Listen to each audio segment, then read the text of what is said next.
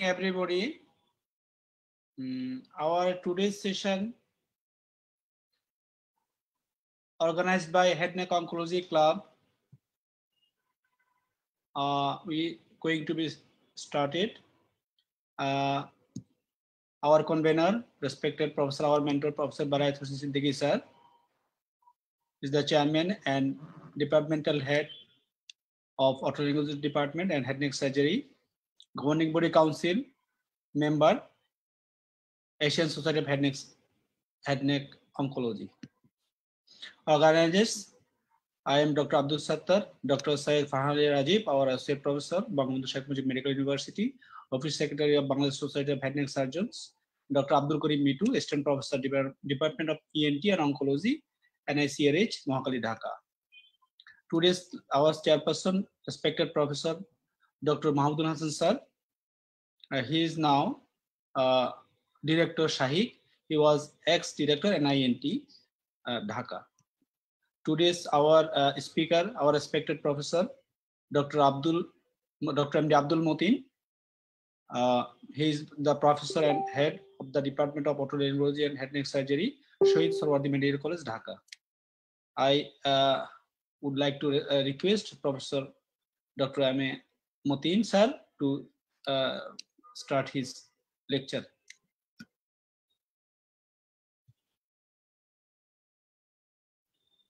Motin sir.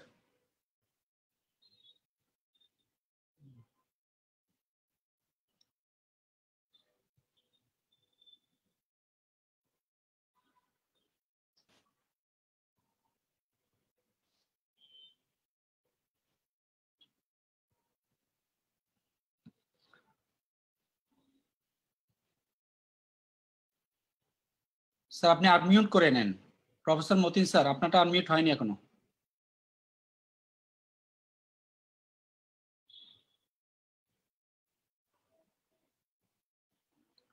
Yes. Can we hear now? Yes sir. Good evening. Assalamu alaikum everybody. With the permission of the chairperson, today's chairperson is Professor Mahmudul Hassan. He is ex-director of National Institute of Otolaryngology, and our president of Bangladesh Society, Head Neck Surgeons Society, Professor Ibrahim Siddiqui. Today's moderator, Dr. Abdul Sattar, and organizer, Dr. Rajiv, and all attending members and today's audience. Assalamu alaikum and very good evening to all of you. Today's discussion is about laryngeal cancer, an update. Actually, today I'll present very simple way so that it will be helpful for the undergraduate as well as postgraduate students. Let us start. I am working at the moment Shahid Sarwardi Medical College Hospital.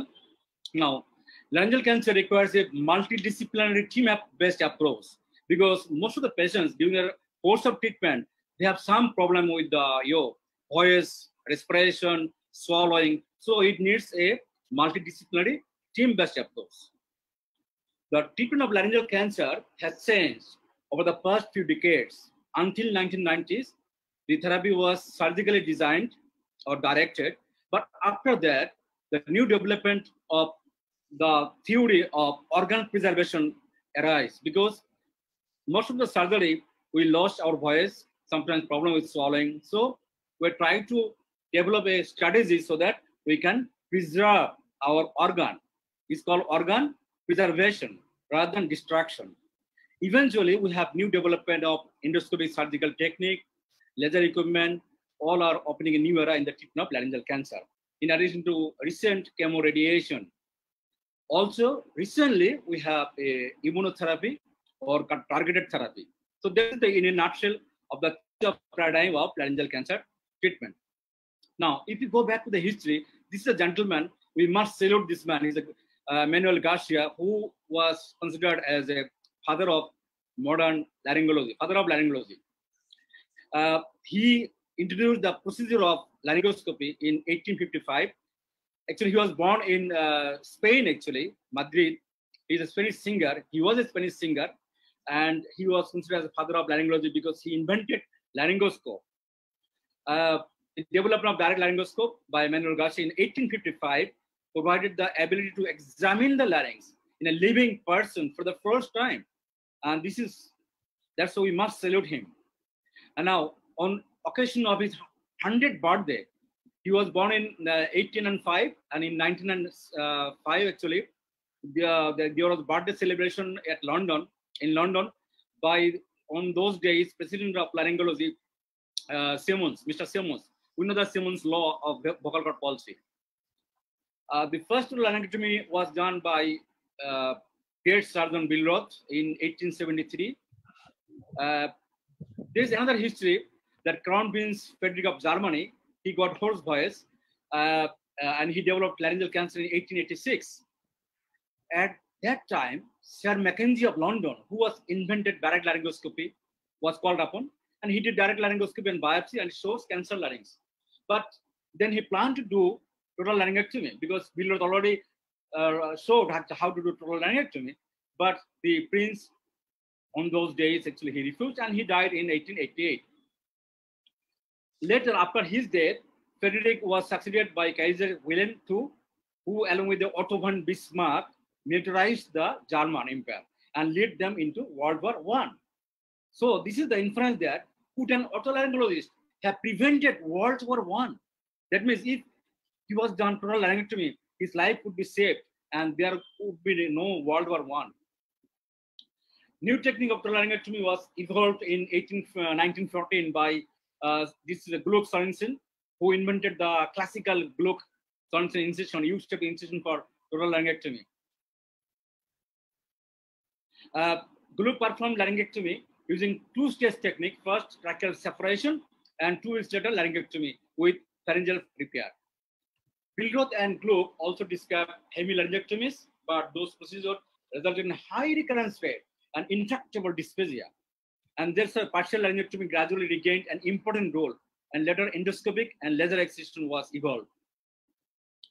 The milestones of laryngeal cancer management, if we go back to the history, it started in 1873 by Billroth, and then gradually partial laryngectomy, and then radiotherapy, carbon dioxide laser, supracricoid partial laryngectomy in 1970s, and laryngeal preservation trial until now, 2007. Development of alternative to surgery. We have radiotherapy, we have linear accelerator, IMRT, intensity modulated radiotherapy, chemotherapy, cisplatin, and 5-fluorouracil. And last of all, this is the targeted therapy. Still, it is in research. It's an entry epidermal growth factor receptor inhibitor. If we go just have a quick review of the anatomy of the larynx, because without anatomy, we will not able to treat laryngeal cancer. So this is the framework of the larynx. As you know, we have a cartilages, thyroid cartilage, cricoid cartilage. We have hyoid bone, thyroid membrane, cricothyroid membrane, and all this inside of the larynx. The larynx is divided into 3 major divisions. We call it glottic part, supraglottic part, and subglottic part. The glottic part mostly vocal cord and posticommercial. Why I am telling this? Because of the students, actually. We have some 5th year students as well as 4th year students, so they have to need this one, that larynx is divided into 3 major divisions. Supraglottic part comprises of the vestibular fold or false vocal cord, ventricle of the larynx, arabiculated fold, arytenoid, and the glottis is true vocal cords, intro and posterior commission, and subglottis is the below the vocal cord. Now, there are 2 important spaces of anatomy of the larynx. Is pre-epiglottic space, and this is the paraglottic space all around. Now, why this is important? Now, if any tumor in the early stage, but it involves the pre-epiglottic space or paraglottic space, and that tumor is considered as a T3 tumor. That means it's advanced stage. That's why this is important for the postgraduate students, that when you will say, suppose a tumor is moving T1 clinically, but on CT scan, if it involves the paraglottic space or pre-epiglottic space, then it is no more T1 or T2, it is T3. This is the message for the students.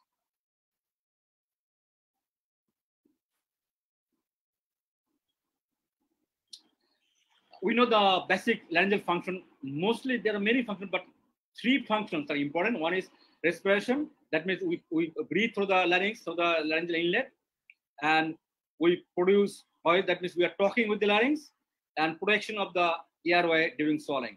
If I ask this question to the student, which is the most important part of the laryngeal function, the last number, that means protection of the lower respiratory tract during swallowing to prevent aspiration. That is the main part of larynx. Rather than even we can produce voice without larynx even. We'll discuss this one later. Now let us start with the laryngeal cancer. The incidence of laryngeal cancer is about 13,460 new cases in USA. About 20 to 25% of the head neck cancer is laryngeal cancer, and 1% of the all cancer. Yes, incidence usually older age group, 6 to 7 decades.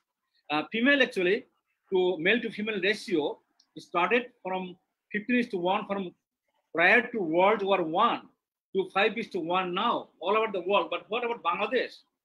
This is a question to the students actually. In Bangladesh, we don't know. Still, the ratio of male-female ratio of laryngeal cancer should be 9 or 10:1 because we hardly get any cancer in female. Why? This is the reason because of etiology. This is the etiology. The major etiology of laryngeal cancer are two. One is smoking, another is alcohol.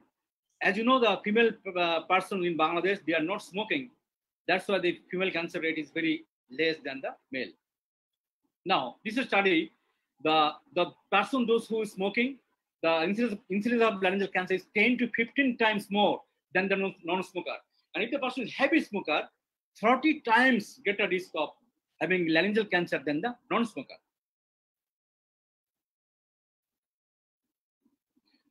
Similarly, the alcohol intake is demonstrated as linear relationship between the amount of alcohol consumed and the risk of laryngeal cancer. Other risk factors, mostly dietary factors, not that much, red meat, polycyclic aromatic hydrocarbon, asbestos, gastroesophageal reflux, and human papillomavirus. This is the recent papillomavirus coming up for laryngeal cancer etiology. Now, clinically, we divide the laryngeal cancer into 3 major divisions. For the students, actually, for the undergraduate and postgraduate students, this is very important. The glottic cancer is 60%, supraglottic 39%, and subglottic 1%. Now, the question is, in Bangladesh, there are many studies that believe that no, supraglottic cancer is more common in Bangladesh, but this is absolutely wrong. Still, glottic cancer is more common than the supraglottic cancer because in our country, the patient presents late involving the supraglottics. The histological types, mostly squamous cell carcinoma, about 95%. Now, what is the presentation of the laryngeal cancer for the student? Actually, the most common presentation is hoarseness of voice. If any patient has got persistent hoarseness of voice for 8 weeks, that has to be investigated for any lesion in the larynx. Laryngeal cancer, if it's supraglottic, they present with the hoarse voice. But if he is late present, gradually it involves the airway and the patient can present with stridor. Supraglottic cancer usually presents with sore throat, with dysphagia, referred pain in the ear, and also lymph node metastasis as a neck lumps. Subglottic cancer usually presents with stridor. So these are 3 scenarios of site of origin of the cancer and their presentation. And for the students, you have to know that the glottic cancer with hoarseness, supraglottic with sore throat or dysphagia, and subglottic with stridor. About 60% of the patients can present lately. It's also common not only common in Bangladesh, but it's also common all around the world that patient usually presents late. Now, how will you diagnose the laryngeal cancer? We'll after getting the symptoms, we suspect yes, this can be a case of cancer or any lesion in the vocal cord or larynx. So we'll examine the patients, we take a history, we'll do gradual investigation and examination. I will come later. So this is the short note that yes, we'll go indirect laryngoscopy, FOL, we'll go imaging, and ultimately we will go for microlaryngoscopy and biopsy, which was called before DL biopsy, direct laryngoscopy and biopsy, but now we are saying microlaryngoscopy and biopsy. This is the most important part of examination of the larynx with indirect laryngoscopy examination. For the students, I am saying, please do practice. For postgraduate students, actually, FCBS, DLOMS, please do practice because nowadays we are forgetting this technique. Our old days, in our time, we always diagnose the case with the indirect laryngoscopy. We are not dependent on the FOL. So you have to learn the technique of indirect laryngoscopy examination. This is the part we ask this question in the exam. In the students actually, what are the parts seen by indirect laryngoscopy? So vocal cord, vestibular fold, epiglottis, epiglottic fold. This is the valgulae. This is the pariform fossa and mouth esophagus. This is a view of the indirect laryngoscopy. Look at how big supraglottic cancer is viewed in indirect laryngoscopy. This is a laryngeal mirror actually. I took this photograph by some photographer actually. Now this is the fiber optic laryngoscopy. Suspect, yes, patient has got cancer of larynx. If you fail to do indirect laryngoscopy, still then routinely we will now go for fiber optic laryngoscopy.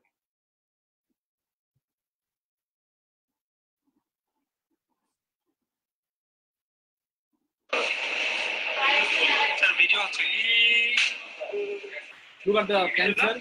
This is the right vocal cord, and both vocal cords are moving. So this is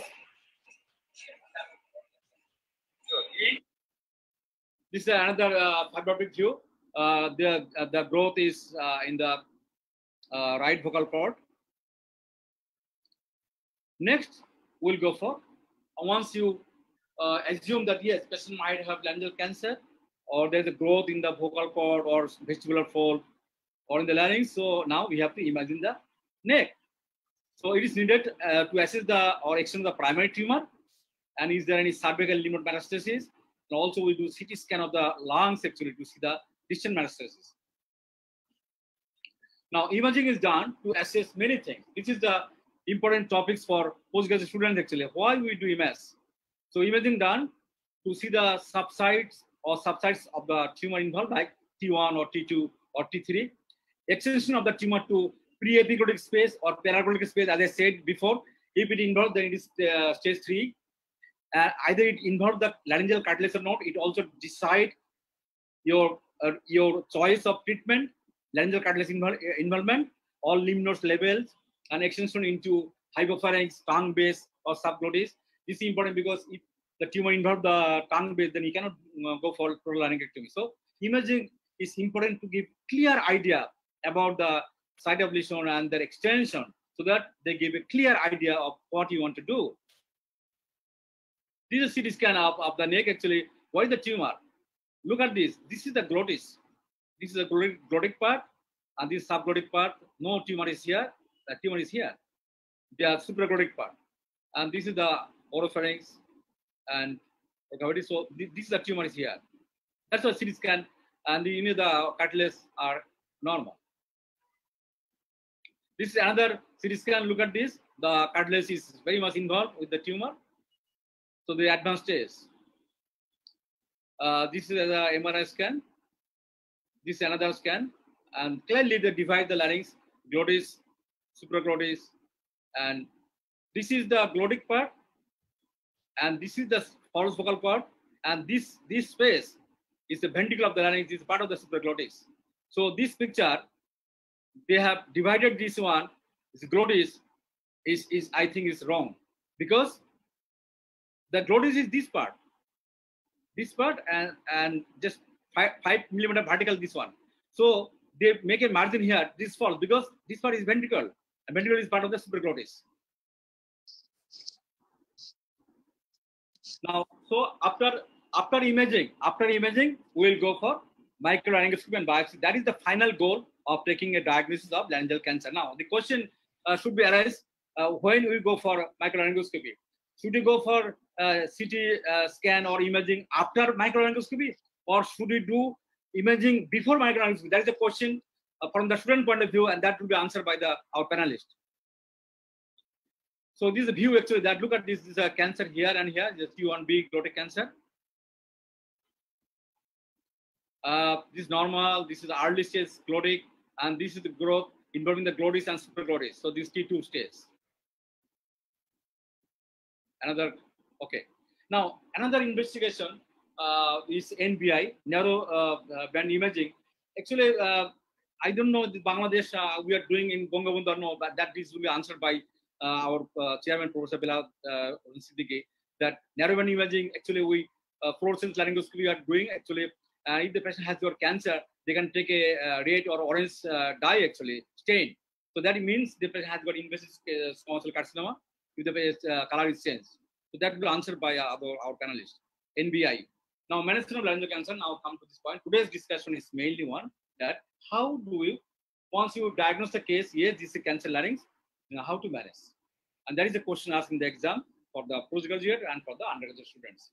Now, we usually go for TLM staging at the time of presentation, and we also consider age and comorbidity of the patient. Patient has diabetes, severe respiratory distress, asthma, or COPD. So that has to be assessed actually. And what does patient want and the relative wants? Which of the patient? Type of treatment will go for curative or palliative only to relieve the symptoms. Treatment options divided into two main groups. Now, this is the key point. The how to manage laryngeal cancer. We usually divide the laryngeal cancer into two groups. One is early laryngeal cancer, another is advanced laryngeal cancer. Clear staging actually. So actually T1, T2, N0, M0, this is called early laryngeal cancer, and T3, T4 plus minus lymph node metastasis is advanced laryngeal cancer. So that is in nutshell.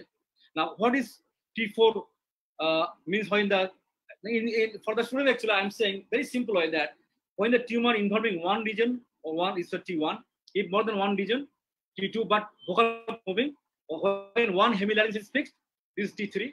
When it advances to the laryngeal cartilage or muscles, scap muscle, this T4. But when T4A and when T4B. T4A actually involving the cartilages, the muscles, and T4B when it involves the prevertebral space, when it engulf the carotid or it is distal metastasis. So this is T4B. So very simple way for the students. So what is the treatment of early laryngeal cancer? The choice of treatment is either transoral endolaryngeal surgery or radiotherapy. So there are two options. One is either transoral laryngeal surgery or endoscopic surgery by laser. Sometimes we are also do by coblation or by radiotherapy. Both are equally effective. The cure rate is equally effective from 89 to 100%. 100% of T1 and T2 for 89% for T2. So this is the reference of Bradley's reference, recent reference. So this is actually I'm doing the carbon dioxide laser extraction of T1 prostate cancer at Bangladesh ENT Hospital because we have that facilities with microscope, we have laser, we can do this. So there is another study. They said about the supraglottic cancer that the cure rate of supraglottic cancer is a little bit less than the glottic cancer, as you know. So they showed about 80 to 100% cure rate equally with the laryngeal surgery as well as with the radiotherapy. Now this is the radiation dose. Actually, I think we don't need this one. Only we have to know that about T1 glottic cancer, we usually give a 63 to 65 grays, and this is supraglottic cancer. Sometimes we go for lymph node metastasis, so we can give radiotherapy to the lymph node as well as a 50 gray. This is for quick review. Radiotherapy dose 65 for T2 and T1 is for 63. This is the intensity modulated radiotherapy. We're mapping the patient, and this is the laryngeal part, and so the maximum dose will be there. Again, this is the growth here, so they will map it how to give this radiotherapy. There is another surgery. It's called conservative surgery by like suprachiasmatic partial laryngectomy or supraglottic laryngectomy. But this strategy actually, there is some center they developed this one. They showed about 100% curative rate, but in our country we are not that much familiar with the conservative surgery. So we are not talking about the advanced laryngeal cancer T3, T4, N0 or N plus. That means either patient has got lymph node or not without lymph node. What would be the treatment policy for advanced laryngeal cancer? The treatment policy is nowadays, before we are doing routinely all patients chop the head. That means laryngectomy. But nowadays we try to preserve the larynx. It's called laryngeal preservation or organ preservation in the form of radiotherapy or chemoradiation.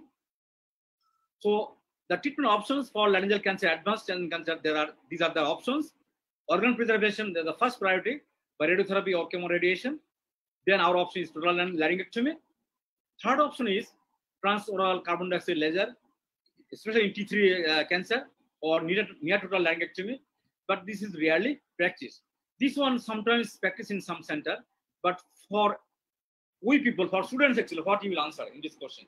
If it's advanced laryngeal cancer, two options.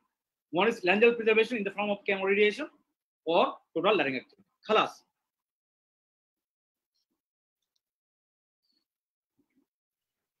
Organ preservation, how did it arise actually? It was 1990s until now, we are doing total laryngectomy.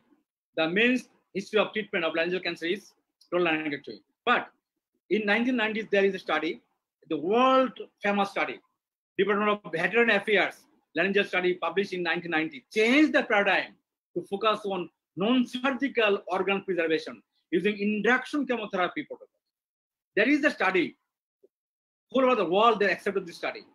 This is a study, induction chemotherapy plus radiation compared with surgery, that means total laryngectomy plus radiation in patients with advanced laryngeal cancer.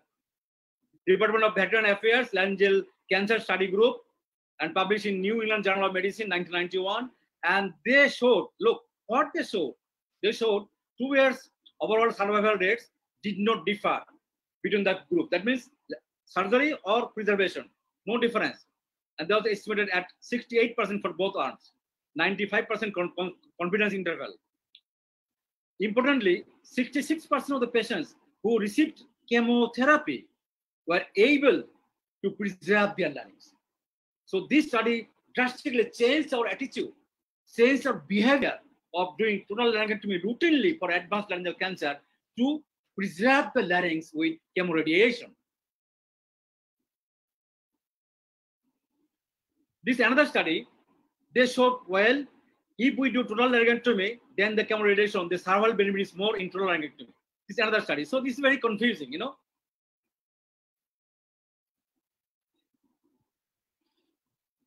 Now, in advanced laryngeal cancer, the another study they did about the, again, the laryngeal preservation, that they showed long-term results, comparison of 3 non-surgical treatment strategies to preserve the larynx. Look at this. One is concurrent chemotherapy and radiation, induction chemotherapy, followed by radiation, and standard radiation therapy, 3. And they showed that, this study found that laryngeal preservation was significantly higher in patients receiving concurrent chemoradiation. This is RTOG, radiation therapy oncology group study. This is not for undergraduate or for even the postgraduate students. You don't need this one. Now, they came up about the targeted therapy as coming up. This is a new era in treatment of laryngeal cancer with the organ preservation, that we can go for immunotherapy, because every cancer has got genetically determined these things, and the cell death or apoptosis is regulated by the gene actually. So there are some proteins actually who can regulate the, you know, there are some proteins we can regulate the cancer or cell death. So this is a target therapy to block the receptor so that we can stop their growing and killing the cells. This is the target therapy. We use this drug, cetuximab, this type of monoclonal antibody that is being studied in treatment of laryngeal cancer. It works by binding to a protein or surface of the cancer cells and stops cells from growing and dividing. This is for postgraduate. They can answer this question. We have also BCL2 targeted therapy. BCL2 is also important for regulation of apoptosis, and that is there are some new drugs which can encounter this BCL2 to stop cell growing and cell death. So when do we decide total laryngectomy? It's a very good question for the postgraduate students, that should you go for organ preservation or total laryngectomy? This is the answer. We will go for total laryngectomy when the advanced laryngeal cancer with cartilage involvement. That means if the patient has got laryngeal cartilage involvement, then don't go for organ preservation, don't go for chemoradiation, go for total laryngectomy, followed by radiotherapy. And if the patient has got bulky lymph nodes, recurrence after radiotherapy, there's no other option. We have to go for a laryngectomy. Recurrence after transferal laryngeal microsurgery, go for, so no option, laryngectomy. Recurrence after laryngeal preservation, again, total laryngectomy. Now, these are neck nodes. Actually, we have to also exercise on the lymph nodes. lymph nodes may present on different way, but classically, if you want to do selective treatment dissection for N0, like suprachoroidal cancer, then we have to clear the level 2 to level 4. Sometimes if it presents with N2 neck node, then we can go for modified neck dissection. If the big lymph nodes, then go for radical neck dissection. Surgery for negative or positive lymph node, we already discussed. Now, one point is chlorotic disease. Usually, we know there's no lymphatic metastasis, but if the chlorotic disease is very advanced, like T3 or T4, there's a 20% chance of lymph node metastasis, occult metastasis. Motin sir, 30 minutes has been passed, please. Okay. So the post-op radiotherapy, usually we go after operation, we usually give a post-op radiotherapy for the patient. Okay. This is a total laryngectomy, just we usually give a transverse incision. This is a Gluck's function incision. This is one patient. Laryngectomy, just for the student actually. This is laryngectomy specimen. Look at this. Now, this is the NG tube.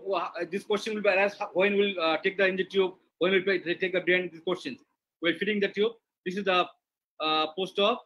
Now, this is the laryngectomy patient with good stoma. And I usually give horizontal incision. One more. Now, this is the important question for a student. Voice rehabilitation after laryngectomy. We have three options: incisional voice, fistula voice, and electrolarynx. So now this is the puncture, incisional puncture. This is the patient actually 80 years old. I did total laryngectomy in Swiss Ortho Medical College with Bloom-Singer valve. Now look how it works.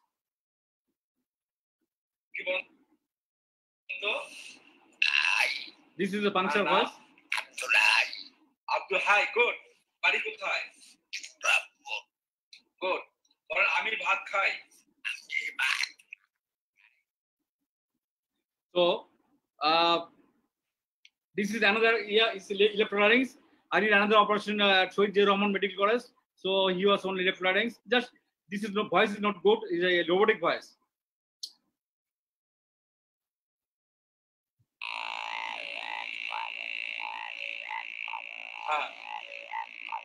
Okay.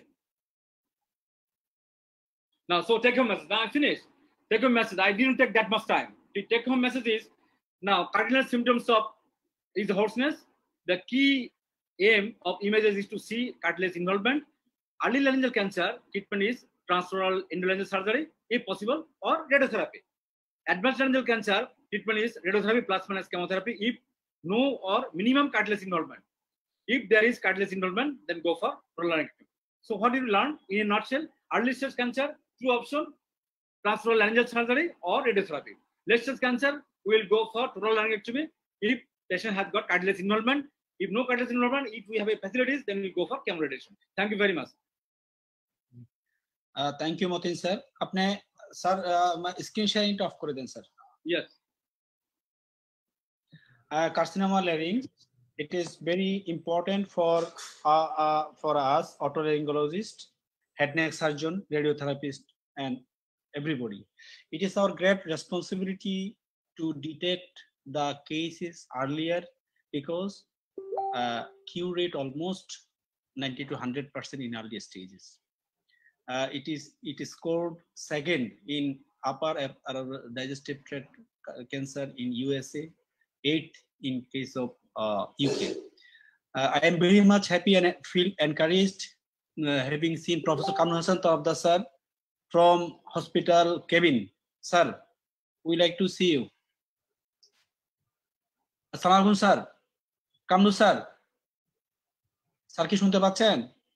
Sir আপনি unmute করেন sir. Sir আপনি কেমন আছেন? আছি আলহামদুলিল্লাহ। আলহামদুলিল্লাহ। আগের থেকে ফিলিং ওয়েল অনেক দুর্বলতা ছিল, এটা এখন নাই আপনার জন্য। আর জি আমরা সবাই দোয়া করতেছি আপনার জন্য, আপনাদের দোয়ার জন্যই আল্লাহ এখন ভালো রাখছে। স্যার তাড়াতাড়ি সুস্থ হন স্যার, দোয়া রইল স্যার। ইনশাআল্লাহ ইনশাআল্লাহ তাড়াতাড়ি সুস্থ হন স্যার, তাড়াতাড়ি সুস্থ হন ইনশাআল্লাহ। সবার দোয়া, আল্লাহর মেহেরবানি। ইনশাআল্লাহ স্যার, ইনশাআল্লাহ। জি স্যার, আসসালামু আলাইকুম স্যার। আসসালামু আলাইকুম। আপনার জন্য দোয়া করতেছি স্যার। জি স্যার, ইনশাআল্লাহ ইনশাআল্লাহ আপনাদের দোয়াই এখনো ভালো আছি আল্লাহর রহমতে। অনেক ফ্রেশ লাগতেছে স্যার। আল্লাহর রহমত স্যার। না থ্যাংক ইউ। খাওয়া দাওয়া বাইরে গেছে কি আবার? সবাই খাওয়া পাঠায় তো। দুর্বলতা কেটে যাবে, দুর্বলতা কেটে যাবে ইনশাআল্লাহ ইনশাআল্লাহ। আমরা টপিক ফিরে আসি। আমরা খুব বেশি প্রশ্ন পাইনি, একটা প্রশ্ন আসছে ফাংশন সম্পর্কে, ওইটা আমরা একটু পরে ধরবো।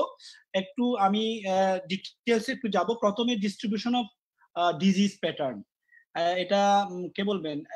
আমি রিকোয়েস্ট করব, আমরা অল্প সময়ে শেষ করব, জাস্ট স্পেসিফিক উত্তর 1 লাইন 2 লাইনে দিয়ে শেষ করে দিবেন। প্রথমে ডক্টর আলী আজাদ, আপনি বলেন distribution in respective of carcinoma larynx, supraglottis, glottis এবং সাবগ্লটিস, এই তিনটা কোন জায়গায় কি রকম ডিস্ট্রিবিউশন, শুধু এই উত্তরটা আপনি দেন। Doctor Ali Azad, colonel Ali Azad. Thank you very much sir. আসলে আমি বাংলায় বলি স্যার। বাংলায় বলেন। আমাদের দেশে আসলে একটু একটু যদি ভূমিকা না দেই স্যার। না একটু শর্ট করে বলতে হবে, নাহলে আমাদের শর্ট করেই বলবো। অ্যাকচুয়ালি ল্যারিঞ্জিয়াল ক্যান্সার আসলে আমাদের দেশে ডায়াগনোসিস হয় আর্লি স্টেজে খুব কম। আগে আর্লি স্টেজে খুব কম হইতো। গ্লটিস এই ভাগটা বলেন, মানে আমাদের দেশে কি আমরা পাই আর বাইরের দেশে কি অবস্থা, মানে একাডেমিক্যালি যেটা বইপত্রে আছে সেভাবে বলেন। আমি আমাদের দেশের পার্সপেক্টিভে যদি বলি, আমাদের দেশে সুপ্রাগ্লটিকটা বেশি পাওয়া যায়, তারপরে গ্লটিক, তারপরে সাবগ্লটিক এই সাবকন্টিনেন্টে। বাট গ্লটিকের ট্রেন্ডটা আস্তে আস্তে বাড়ছে, এটা ইট ইজ অলসো ট্রু। আমি বলি গ্লটিকের ট্রেন্ডটা আস্তে আস্তে বাড়ছে, এটা ইট ইজ অলসো। আপনি পরে আবার বলবেন স্যার, সবাইকে একটু সুযোগ দেই। আচ্ছা, এটা বাইরে ওয়েস্টার্ন কান্ট্রিগুলোতে দেখা যায় যে গ্লটিকটা বেশি। ওকে, অ্যাকর্ডিং টু, তারপরে আচ্ছা ঠিক আছে, শেষ করেন। আচ্ছা, বা ওয়েস্টার্ন কান্ট্রিগুলোতে গ্লটিকটা বেশি ইনসিডেন্স, তারপরে সুপ্রাগ্লটিক, তারপরে সাবগ্লটিক। কিন্তু আমাদের দেশে ইনিশিয়ালি ট্রেন্ডটা ছিল সুপ্রাগ্লটিক বেশি, তারপরে গ্লটিক, তারপরে সাবগ্লটিক। কিন্তু এখন দেখা যাচ্ছে যে গ্লটিকও আস্তে আস্তে বেশি পাচ্ছি আমরা। ওকে, অ্যাকর্ডিং টু কামিংস, গ্লটিক বেশি হলো ইউএসএ, ইউকে, কানাডা, আর সুপ্রাগ্লটিস বেশি হলো ফিনল্যান্ড, ফ্রান্স, এই দেশগুলো, আমার এশিয়ান কান্ট্রিগুলা। আর জাপানে হলো দুটাই সেম, এটা স্ট্যাটিস্টিক্যালি তারা দেখাইছে। ওকে, নেক্সট আমাদের হলো এটিওলজিক্যাল কজ গুলা। ডক্টর রাজীব, আপনি বলেন এটিওলজিক্যাল কজ গুলাতে আমরা আগে কি হতো, এখন কি আমরা চিন্তা করতেছি। Doctor Rajiv, associate professor. Rajiv, শুনতে পাচ্ছ? হ্যাঁ, thank you very much doctor superstar for giving me the opportunity.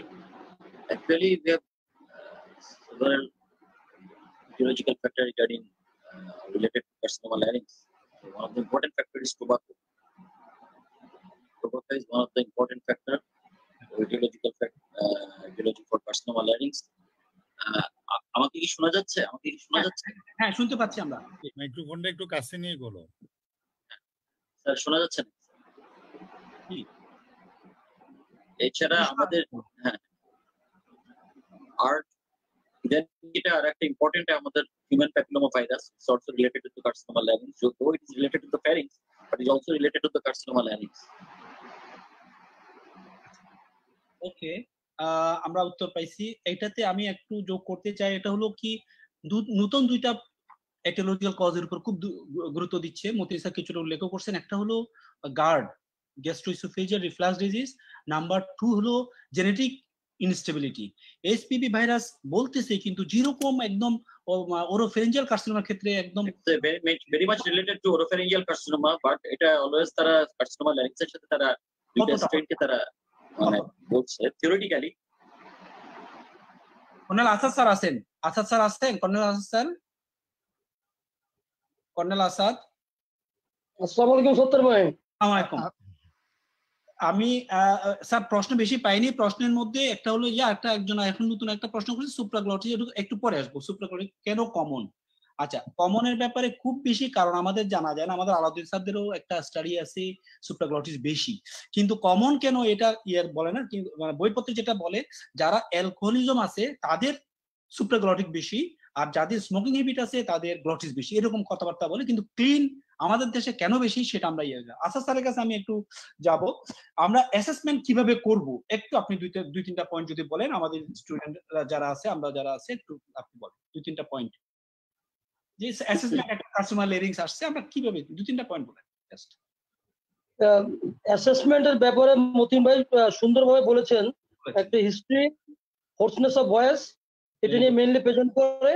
আর আমাদের দেশে যেহেতু সুপ্রাগ্লোটিক ক্যান্সার এখনো still now it is more, পেশেন্টের অনেক সময় পেশেন্ট গুলো difficulty in swallowing as well as hoarseness of voice থাকে। আর আমরা মূলত ইনডাইরেক্ট লাইঙ্গোস্কোপি এখন আমাদের স্টুডেন্ট ভুলেই গিয়েছে। ইনডাইরেক্ট লাইঙ্গোস্কোপি ইনফ্যাক্ট প্র্যাকটিস খুব কম হয়। আমরা সাধারণত ফাইবার অপটিক লাইঙ্গোস্কোপি করেই তার ডায়াগনোসিসটা আমরা করি আর কি। থ্যাংক ইউ ভেরি মাচ, খুব সুন্দর বলছেন। আমি একটু কথা যোগ করবো ইনডাইরেক্ট লারিঙ্গোস্কোপির ব্যাপারে। মতিন স্যারও বলছেন, আসাদ স্যারও বলছেন, এটা ভেরি ইম্পর্টেন্ট। বইপত্রের সবগুলোতেই কিন্তু আছে এফওএল কখনো ইনডাইরেক্ট লারিঙ্গোস্কোপি রিপ্লেস হবে না। মেমোয়ার্স লং ক্যাটারিং এ জ্যোতি বিশ্বাস স্যার প্রত্যেকটা রুগীর আমি আইএল করতে দেখছি, প্রত্যেকটা রুগীকে।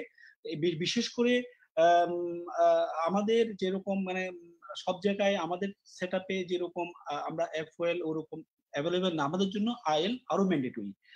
আর এটা আমাদের জন্য এই লেরিংসটা আমার অন্যান্য মানে যেমন ধরেন আরো আদার অ্যালার্ট যারা সাবজেক্ট আছে, ম্যাক্সিলোফেশিয়াল বা জেনারেল সার্জন, এরা কিন্তু লেরিংসটা আমাদের মতো ওইভাবে হ্যান্ডেল করা। সো এই জন্য এই সাবজেক্টটা আমাদের সাবজেক্ট, আমাদেরকে এটার উপর এক্সপার্টাইজ ডায়াগনোসিস করার জন্য এবং ডেডিকেশন বেশি থাকতে হবে, এটা একটা কথা। আর এই ক্ষেত্রে ডায়াগনোসিসের ক্ষেত্রে এই আসাদ ভাই যেটা বলছেন এটা ঠিক আছে, মানে সবকিছুই হিস্ট্রি এবং অ্যাপ্রোপ্রিয়েট এক্সামিনেশন করে আমাদেরকে ডায়াগনোসিস করতে হবে এবং ইজি টু ডায়াগনোসিস। যদি আমরা আইএল করি, এফওএল করি, এফওএল আমাদের অবশ্যই কমপ্লিমেন্টারি।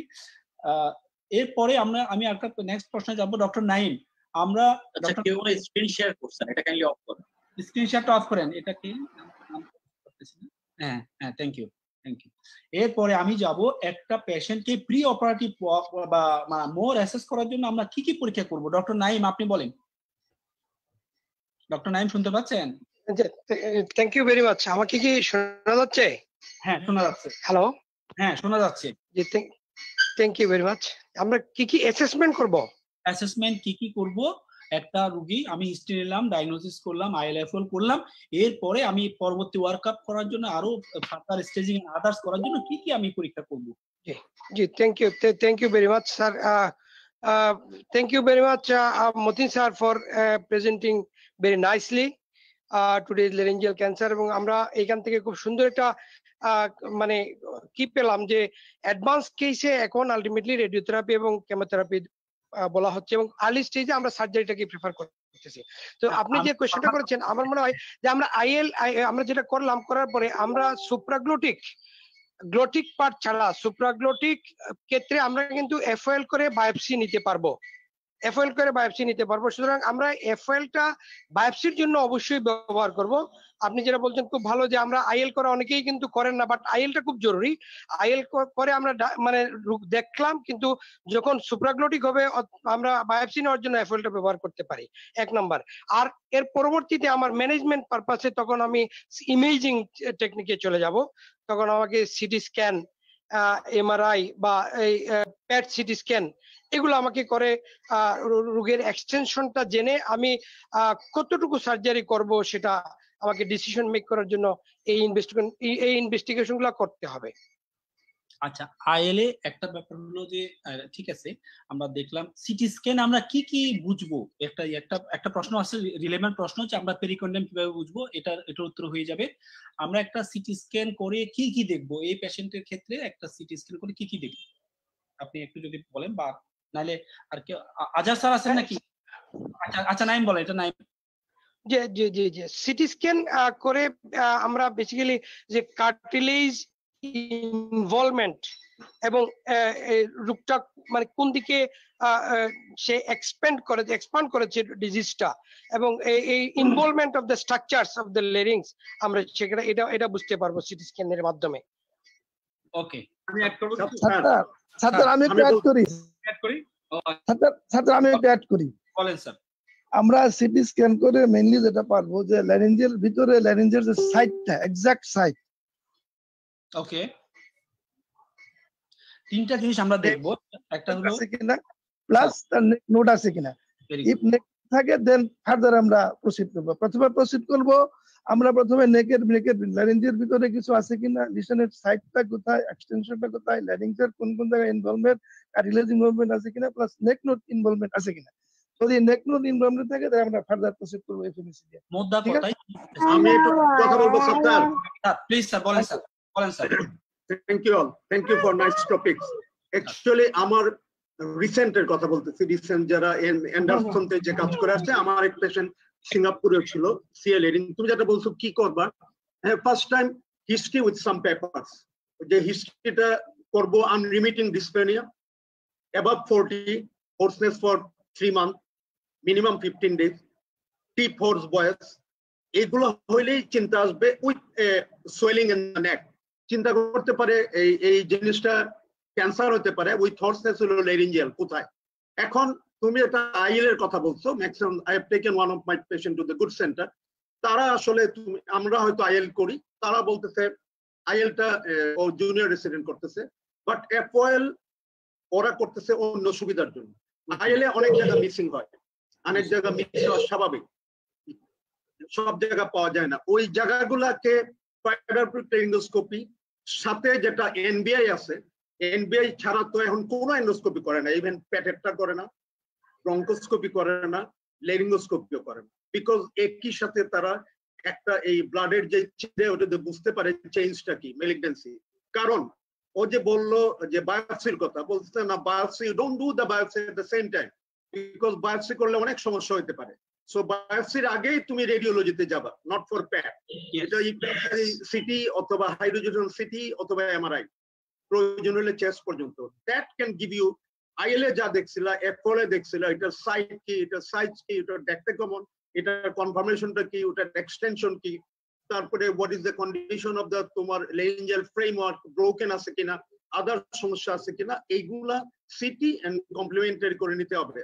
সো যেহেতু বেলায় সারান্টার এখন এনবিআই আছে, আমাদের পেশেন্ট এখন এন্ডোস্কোপি জিজ্ঞেস করে যে এনডিআই তো একটা ফলো আপ কেস, তুমি যাইতেছে, তুমি যে এর আগে একটা নীলা ওইটা কালার চেঞ্জ হইলো, তারপর সিটি স্ক্যান করে তুমি লকেল দেওয়া, এখন নট নেসারিলি সবকিছু জিএ দিয়েই করতে হবে।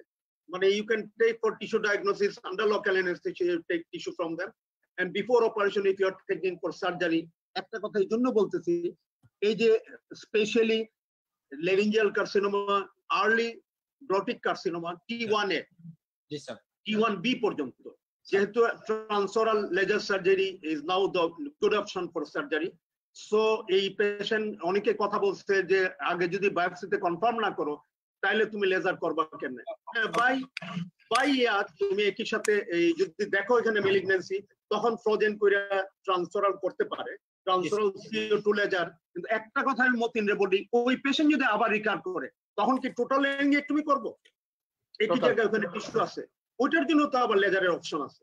এইটা টোটাল, যদি পার্শিয়াল ফেল হয় প্রটোকল হলো টোটাল।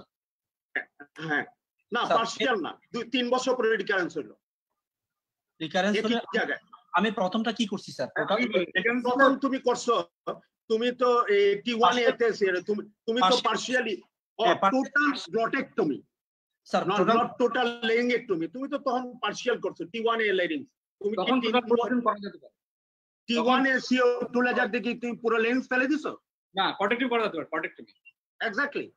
তাইলে তোমার যদি একই জায়গায় ডিশন করে বেলায়েত বলবে ফাইনালি হলো is there a role of laryngeal reconstruction. এখন তো এই রিসেন্টলি দেখছি টোটাল লাং রিপ্লেসমেন্ট করতেছে ইয়ার জন্য, করোনাতে লেরিঞ্জিয়াল রিকনস্ট্রাকশন অনেকে ভয়েসের ট্রাই করছিল, ওটা আজাদ বা বেলায়েত শুনবো। ফাইনালি এই যে ভয়েস যেটা ইম্পর্টেন্ট একটা ফ্যাক্টরের জন্য প্রিজার্ভেশন আসছে, প্রগনোসিস দুইটাতেই same. Thank you, thank you. আমার ভুল হইলে কামরুল ভাই আমি একটু অ্যাড করতে চাই। কামরুল ভাই, রাজা স্যার আপনাকে আমি একটু অ্যাড করতে চাই এখানে। একটা প্রশ্ন নিচ্ছি, এটা হলো ডিএলএ আমরা কি কি দেখবো? আজা স্যার আপনি এটা বলেন। স্যার আমি একটু এটা শেষ করে নেই, আমি একটু শেষ করে নেই। যে সেটা হলো যে কামরুল স্যার যে কথাটা বললেন যে আমরা ট্রান্সফারাল কার্বন ডাইঅক্সাইড লেজার অপারেশন করলাম, মাইক্রো সার্জারি করলাম, এটাতে একটু পরে অ্যাটলিস্ট সিকোয়েন্সিয়ালি যাচ্ছি স্যার, এটাতে একটু পরে আসবো। ডিএলএ কি কি দেখবো একটু বলেন স্যার, ওটাতে পরে আবার আমরা ডিসকাস করব। ডিএলএ কি কি দেখবো, ডিএল কেন এসেনশিয়াল? আমরা ডাইরেক্ট ল্যারিঙ্গোস্কোপি করব। এখানে তো আমরা এফএল ফাইবার অপটিক ল্যারিঙ্গোস্কোপিতে আমরা তো মোটামুটি একটা অ্যাজাম্পশন করতে পারবো, কিন্তু ডাইরেক্ট ল্যারিঙ্গোস্কোপিতে আমরা ডাইরেক্ট ভিশনে আমরা যেটা করব সেটা হলো প্রপার যে সাইট গুলো এবং হিডেন যে এরিয়া গুলো, এই হিডেন এরিয়া গুলো আমরা ভালো মতো দেখতে পারবো, বুঝছেন? হিডেন এরিয়া যেগুলো আছে সেগুলো দেখতে পারবো, প্লাস আইএল এর যে ফাইবার অপটিক ল্যারিঙ্গোস্কোপি বা ইনডাইরেক্ট ল্যারিঙ্গোস্কোপির সঙ্গে কম্পেয়ার করে আমরা ওরার যে ফার্দার যে এইগুলা হিডেন এরিয়া গুলো, ওই হিডেন এরিয়া গুলো আরো প্রপার ভিজুয়ালাইজ করতে পারবো। ওকে, আরেকটা বলি, এই পয়েন্টে আরেকটা বলি। ডাইরেক্ট ল্যারিঙ্গোস্কোপির সঙ্গে শোনো, লিসেন সাত্তার, সব ফর দ্য স্টুডেন্ট অ্যাকচুয়ালি, যখন আমরা ডাইরেক্ট ল্যারিঙ্গোস্কোপি করব, usually we prefer micro laryngoscopy, যেটা আমি দেখালাম। সেটা তো লিসেন, এছাড়াও আমরা করবো প্যান এন্ডোস্কোপি করবো, বিকজ আমরা সেকেন্ড প্রাইমারি আছে কিনা দেখার জন্য। এটা কিন্তু ছাত্রদের খুব ইম্পর্টেন্ট কোশ্চেন, যে আমরা শুধুমাত্র ডাইরেক্ট ল্যারিঙ্গোস্কোপি থাকবো না, আমরা will routinely pan endoscopy to see second primary. 7 to 10% কেসে অ্যাসোসিয়েট থাকতে পারে এটা, এবং অ্যাঙ্গেল এন্ডোস্কোপ দিয়ে হিডেন এরিয়া গুলো আরো ভালো করে ভিজুয়ালাইজ করব। আমরা গোলাম মুক্তাদি স্যারকে দেখতে পাচ্ছি। আসসালামু আলাইকুম স্যার, আপনি জয়েন করছেন। আমি একটা প্রশ্ন আপনাকে স্যার করতে চাচ্ছি। মুক্তাদি স্যার শুনতে পাচ্ছেন? স্যার আপনি আনমিউট করেন। মুক্তাদি স্যার, গোলাম মুক্তাদি স্যার আনমিউট করেন স্যার। স্যার গোলাম মুক্তাদি শুনতে পাচ্ছেন? হ্যাঁ শুনতে পাচ্ছি। কেমন আছেন? আচ্ছা আলহামদুলিল্লাহ। আপনি জয়েন করছেন স্যার, আমরা খুব খুশি স্যার। আমরা এখন ডিএল করলাম, আমরা এখন সাবসিকুয়েন্ট স্যার যদি আর্লি স্টেজ হয় কিসে যাব? আর আর্লি স্টেজেই থাকি স্যার। আমি প্রশ্নগুলো সিকোয়েন্সিয়ালি আসতেছি। আমাদের সাথে দুইজন ডিস্টিংগুইশড মেডিকেল আমি অনকোলজিস্টই বলবো, doctor Sadia, doctor Kamal sir দুইজনেই আছেন, আমাদের সাথে থাকবেন। আপনারা একটু আমাদেরকে পরে রেডিওথেরাপি সম্পর্কে বা মেডিকেল সম্পর্কে বলবেন, কামরুল স্যার আর ডক্টর সাদিয়া আপনারা থাকবেন। মুক্তাদি স্যার আপনি একটু কাইন্ডলি বলেন স্যার, আমরা এখন আমরা ডিএল পর্যন্ত করলাম, এখন আমাদের সাবসিকুয়েন্ট ম্যানেজমেন্টে আমরা কি করব স্যার আর্লি স্টেজে? না আর্লি স্টেজে ডিএল এ তোমরা কি পেলা? একটা হচ্ছে আমরা স্যার একটা হলো আমি স্যার আপনাকে স্যার একটু ইয়ে করি স্যার, স্পেসিফিক করে দেই। আমরা স্যার একটা পাইলাম সুপ্রাগ্লটিক ওয়ান সাবসাইড শুধু এফেক্টেড, আমরা T1 নো নোট। আর হলো একটা হলো গ্লটিক পেলাম শুধু একটা করে মিড কর এফেক্টেড নো নোট। এই দুইটা ক্ষেত্রে স্যার আমরা কি করব স্যার? আপনার মতামত কি স্যার? এক্ষেত্রে আমি যদি মতামত আসলে বলি, তো সার্জারি তো বেটার হয়, কিন্তু আমাদের প্রেক্ষাপটে আমার মনে হয় রেডিওথেরাপি যাওয়া যেতে পারে। হ্যাঁ এটাই। হ্যাঁ স্যার বলেন স্যার। হ্যাঁ কুন্ডু স্যার কি আছেন? কুন্ডু স্যারকে দেখতে পাচ্ছিলাম। কুন্ডু স্যার কি আছেন? Samaresh Kundu sir from Mymensingh, Kundu sir কি আছেন? এখানে যেহেতু আমি মফস্বল এলাকায় কাজ করি, অধিকাংশ ক্ষেত্রে দেখা যায় যে তারা কখনোই রাজি হয় না সার্জারি। আমরা যেটি সার্জারি তো ভালোই হয়, কিন্তু সার্জারি কেউ রাজি হয় না। তারাই এখানে যায় সেখানে যায়, গিয়ে তারপর T1 T2 সব নিয়ে তারপরে আবার আসে। তো বেটার, হ্যাঁ রেডিওথেরাপি বেটার, মাচ বেটার, এটা আমার মত বলছি এটা। আচ্ছা, অ্যাকর্ডিং টু স্যার, ঠিক আছে, you are very correct. According to NCCN guideline 2020 version 2, এরা এটাই বলছে স্যার, কার্সিনোমা ইন সিটু যদি হয় endoscopic resection should be preferred than radiotherapy. Another option radiotherapy definitely. Early T1 এবং T2 তেও সার্জারি রেডিওথেরাপি ইকুয়াল আউটকাম। এখন সার্জারির ক্ষেত্রে স্যার একটু আমি শেষ করি স্যার, আপনাকে দিব স্যার। সার্জারির ক্ষেত্রে মানে একটা হলো according to site involvement, partial or laser resection. রেডিওথেরাপির ক্ষেত্রে রেডিওথেরাপিস্টরা বলবেন ওনারা কিভাবে এই করবেন। আচ্ছা, একটা প্রশ্ন আসছে আদা স্যার, আপনি কি বলতে চাচ্ছেন? আচ্ছা স্যার, আপনি কি বলতে চাচ্ছেন বলেন স্যার। আদা স্যার শুনতে পাচ্ছেন স্যার?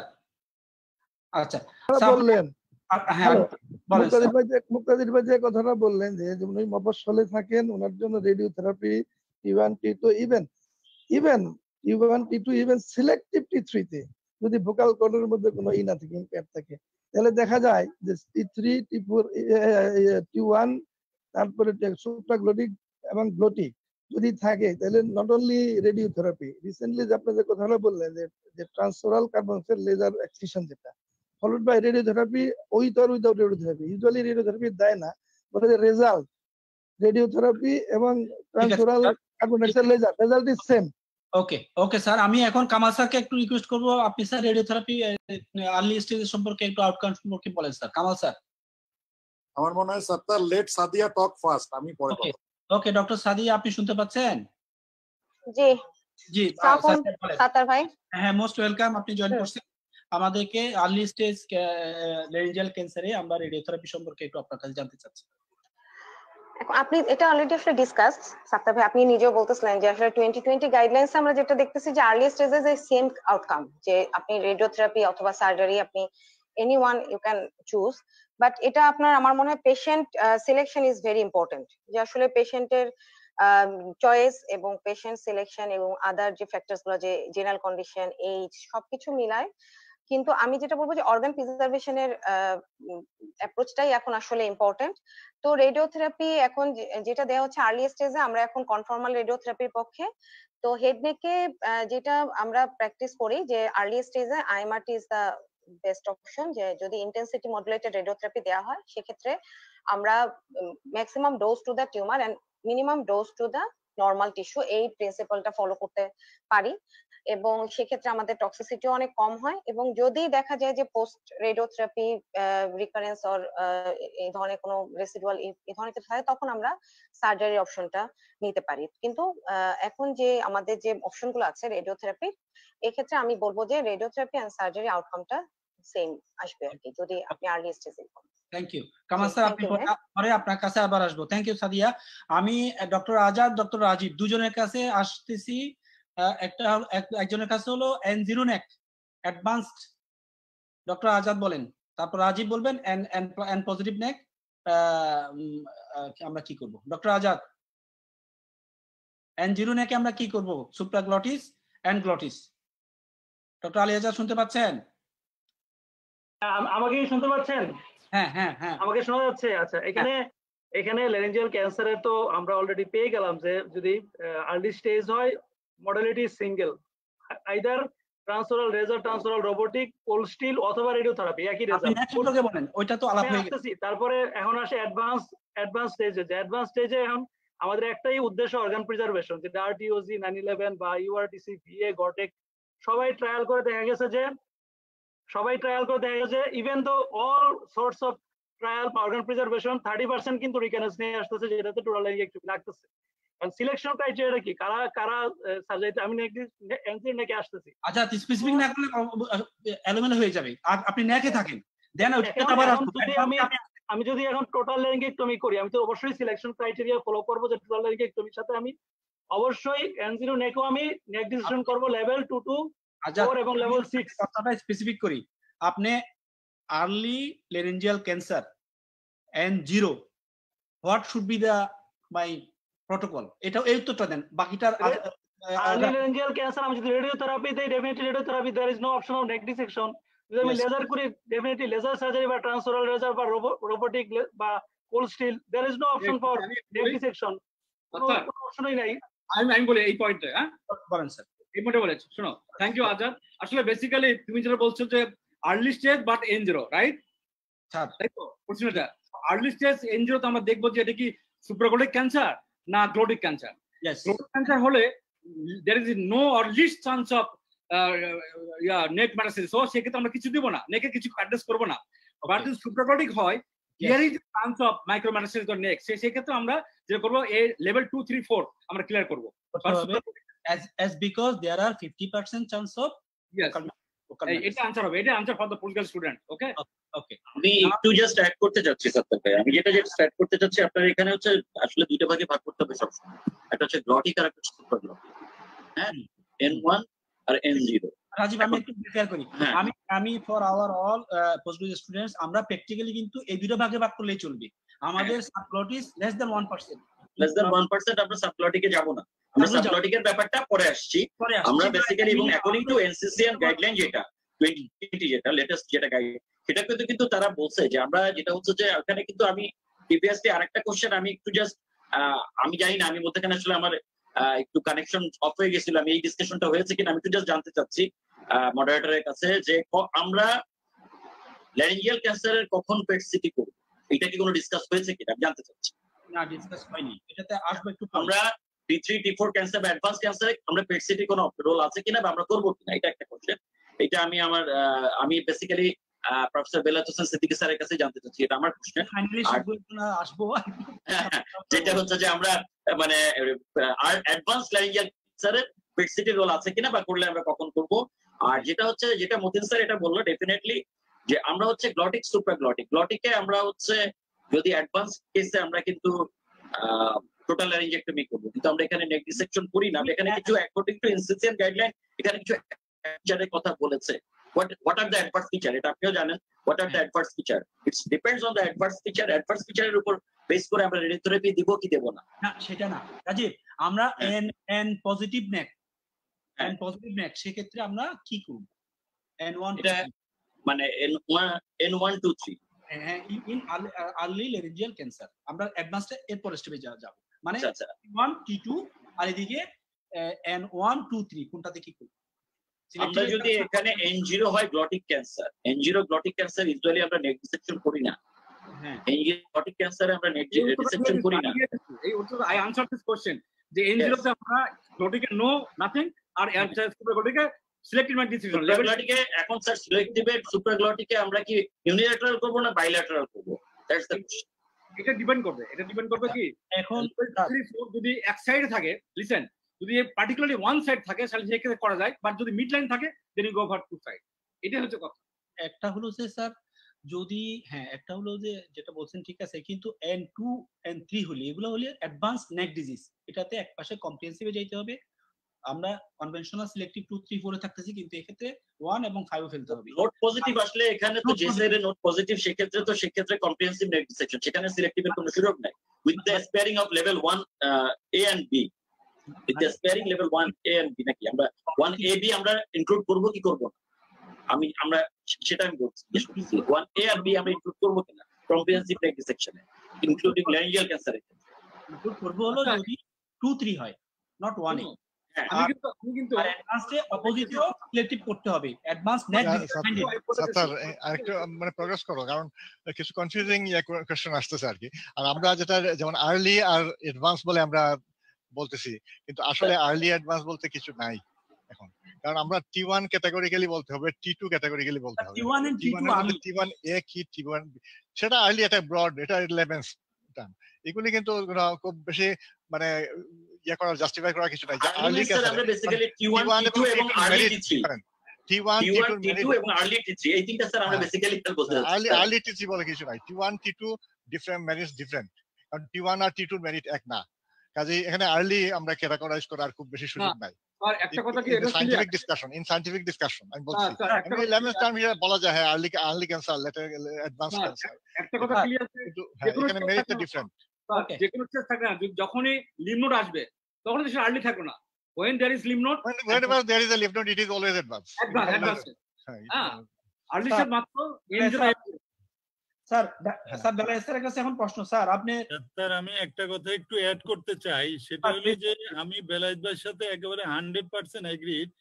অ্যাকচুয়ালি তুমি যদি স্টেজিং না করে ক্লিনিক্যাল স্টেজিং করলা, পরে সার্জারি করে প্যাথোলজিক্যাল করলা, এখন ক্লিনিক্যাল স্টেজিং না করে তুমি আর্লি এবং অ্যাডভান্স করলে কিন্তু জিনিসটা কিন্তু অন্যরকম হয়ে যাচ্ছে। তোমাকে কিন্তু স্টেজিং এর মধ্যে যেতেই হবে, ক্লিনিক্যাল স্টেজিং এর মধ্যে যেতেই হবে ট্রিটমেন্ট তুমি করার জন্য। এখন তুমি শুধু নেক 1 নেক 0 নেক 3 বলো যদি, তাইলে কিন্তু এটা কিন্তু কোশ্চেনটাও ইনকমপ্লিট হয়ে যাচ্ছে, ট্রিটমেন্টটাও ইনকমপ্লিট হয়ে যাচ্ছে। তোমাকে স্টেজিং এ যেতেই হবে, এবং স্টেজিং এ যেতে গেলে TNM এর মধ্যে নিয়ে ওই স্টেজিং 1 2 3 4 করে দেন তুমি কোশ্চেন করতে পারো। এটা করলাম আমি ওই যে ডিএল যখন করলাম তখন যদি N1 ধরো, সরি স্যার আমরা এটা তো ওই ডিএল যখন করছি তখন আমরা স্যার স্টেজিং করে ফেলছি, মানে এই যে আমি বলছি যে শুধু N1 এর কোশ্চেন করা বা শুধু N2 কোশ্চেন করা কি করবেন, এটা কিন্তু প্রবলেম। এখন তুমি যদি টোটাল ল্যারিঞ্জেক্টমি করতে যাও, এখানে N1 থাকে N2 থাকে, তাহলে কিন্তু ডিফাইন টাইপের কোশ্চেন হবে। আর যদি তুমি T0 T1 বা T2 ধরে N1 N2 ধরো, তাহলে তো স্টেজ 3 4 এ চলে যাবে। তাহলে সেইভাবে তুমি কোশ্চেনটা করলে আনসারটা তুমি প্রপারলি পাবে। স্যার যেটা বলছে এটা একদম অ্যাবসলিউটলি কারণ স্যার এনসিসিএন গাইডলাইনে কিন্তু স্যার ওভাবেই বলছে T1 T2 N0 আর T3 N0 আর T1 T2 N1 এভাবে কিন্তু স্যার ওরা মানে স্টেজিং করে দেন তুমি কোশ্চেনটা এটাতে আমরা কি করব, তাইলে হবে কি আনসারটা তুমি আসলে আর্লি স্টেজ পার্টলি করে কিন্তু আনসারটা প্রপারলি পাওয়া যাচ্ছে না। আর্লি স্টেজ মানে হচ্ছে T1 T2 N0 M0, that clear. Early stage মানে হচ্ছে নো এন্ড, নো এন্ড। আপনি আর্লিতে যাবেন কেন? আপনি আর্লি অ্যাডভান্স বলার দরকার নেই, আপনি স্টেজিং এ চলে যান, ক্লিনিক্যাল স্টেজিং করে। ওকে ওকে, ঠিক আছে, ক্লিনিক্যাল স্টেজিং হিসেবে আপনি কোশ্চেনটা করেন। বেলায়েত স্যারকে শুরু করব। স্যার আপনার যে একটা পেপার আছে advance laryngeal carcinoma with prophylactic neck dissection, sir এটা দিয়ে শুরু করেন স্যার। হ্যাঁ, বেলায়েত স্যারকে একটা বিখ্যাত পেপার আছে, এটা সব জায়গায় স্যারে পড়েন, এটা হলো advanced laryngeal cancer with prophylactic neck dissection findings, এটা দিয়ে স্যারে শুরু করেন। স্যার আপনি আনমিউট হয়নি বোধহয় স্যার। বেলায়েত স্যার আপনি আনমিউট হয়নি বোধহয়। Actually, মানে prophylactic bilateral neck dissection in advanced laryngeal cancer. Advanced laryngeal cancer, both glottic and supraglottic দুইটাতে দেখাইছে, এবং advanced glottic cancer এবং early glottic cancer এর মেরিট কিন্তু ডে নাইট ডিফারেন্স হয়ে যায়। এনিওয়ে, আমি আরেকটু মনে হয় শুরু বলি, কিছু আমাকে মনে করে দিও কি কয়েকটা বেশ কন্ট্রোভার্সিয়াল মাঝে মনে করে দিব স্যার, আপনি স্যার। আচ্ছা, আমি প্রথমে শুরু করি টোপোগ্রাফি, যে আমাদের ডিস্ট্রিবিউশন উইদিন দ্য লেরিংস যে ক্যান্সারের। তো সেটা আমাদের মডারেটর খুব নাইসলি এটা করছেন, রিক্যাপিচুলেট করছেন যে কোথায় কি হয়। তো আমি এই যতটুকু জানি যে ইউরোপের মধ্যে কিন্তু বেশিরভাগ দেশেই সুপ্রাগ্লোটিক ক্যান্সার বেশি। ফ্রান্স, স্পেন, ইটালি সবখানে সুপ্রাগ্লোটিক ক্যান্সার বেশি, অনলি ইউকে তে গ্লোটিক ক্যান্সার বেশি। আমেরিকার মধ্যে দুইটাই আছে, দুই জায়গায় রেস অনুযায়ী কিছু ভেরিয়েশন আছে।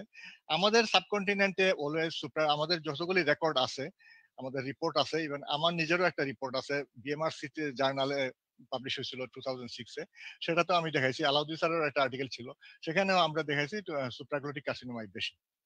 কিছু ট্রান্সগ্লোটিক কার্সিনোমা থাকে যেগুলি কনফিউজিং, সেটা 15% কেসে। 15% whether it is a glottic or transglottic, supraglottic, এটা ডিসাইড করা খুব ডিফিকাল্ট হয়ে যায়। এটা ট্রান্সগ্লোটিক হিসেবে ক্যাটাগরাইজ করা হতো আগে, কিন্তু এখন কিন্তু এটা ক্যাটাগরাইজ ওইভাবে ট্রান্সগ্লোটিক বলতে কোনো ক্লাসিফিকেশন নাই এখন। মানে এটা ছিল প্রি ইমেজিং ইরাতে, মানে যখন সিটি স্ক্যান এমআরআই ছিল না। এখন যেহেতু সিটি স্ক্যান এমআরআই আছে, কাজে এটাকে মানে মানুষ ক্যাটাগরাইজ করে ফেলে whether it is supraglottic or glottic। সেটা কিভাবে করা হয় সেটা ক্যান্সারের এপিসেন্টার বলে, মানে মেইন বাল্কটা যেখানে, সেখানেই এটাতে অরিজিন ধরা হয় আর কি। এটা নিয়ে ডিবেট এখনো আছে। তো সেটা আমরা এখনো সাবকন্টিনেন্টের জন্য, বিশেষ করে স্টুডেন্ট খেয়াল করতে হবে, আমরা কিন্তু এখনো সুপ্রাগ্লোটিক কার্সিনোমাই বেশি ধরে নিব। যদিও প্রফেসর মতিন এটা কন্ট্রাডিক্ট করছেন, কিন্তু আমরা সুপ্রাগ্লোটিক কার্সিনোমাই বেশি জানি। এবং এটা বেশি শুধু না, ইট ইজ মানে manifold. That is supraglottic carcinoma এখানে 60 to 80% এর মধ্যে ভেরি করে, আর গ্লোটিক কার্সিনোমা এখানে 15 to 30% এর মধ্যে ভেরি করে। সাবগ্লোটিক কার্সিনোমা খুব রেয়ার, খুবই রেয়ার। এনিওয়ে, তারপরে আমরা আসি। হ্যাঁ, আমাদের হসপিটালে স্যার, আমি একটু এড করি স্যার এখানে। স্যার আমাদের পরে বলো তুমি, আমি আমার ইয়ে চলে যাবে, আমি চেক আউট হয়ে যাব, মনে থাকবে না। এটা সুপ্রাগ্লোটিক বেশি ছিল স্যার। জি স্যার। আচ্ছা, পরে বলো। হ্যাঁ, সিটি স্ক্যান সম্বন্ধে একটা কন্ট্রোভার্সি আসছে। মানে এখানে প্রফেসর আজহার খুব নাইসলি বলছেন, সিটি স্ক্যানে আমরা প্রথম কিন্তু দেখবো যে এটা একটা ওয়ান ফর্ম অফ ইমেজিং, এবং আমার দেখতে হবে আমার প্রাইমারি ইয়েটা ক্যান্সারটা কোথায়, এটার লোকেশন বুঝতে হবে, site whether it is supraglottic, glottic, subglottic এসব দেখতে হবে, এটার এক্সটেনশন দেখতে হবে, বুঝতে হবে, প্লাস আমরা নেক অ্যাসেসমেন্ট করতে হবে। এই তিনটা জিনিস ভাইটাল। একটা প্রাইমারি সাইট কোথায়, এক্সটেনশন আছে কিনা, এবং নেকে তার স্ট্যাটাসটা কি, নেক নোড আছে কিনা। এখন এখানে যেহেতু এমআরআই সাইড বাই সাইড চলে আসে, এখানে আমরা সিটি স্ক্যানের সাথে এমআরআই কম্পেয়ার করি, কন্ট্রাস্ট করি, অনেক কিছু করি। But if you want to choose one investigation, one imaging, you must have to choose the MRI, not the CT scan. CT scan খুব এফিসিয়েন্ট ইমেজিং না এখানে, কারণ আমাদের সফট টিস্যুর সিটি লেরিংস এর বুঝতে হবে যে লেরিঞ্জিয়াল ফ্রেম।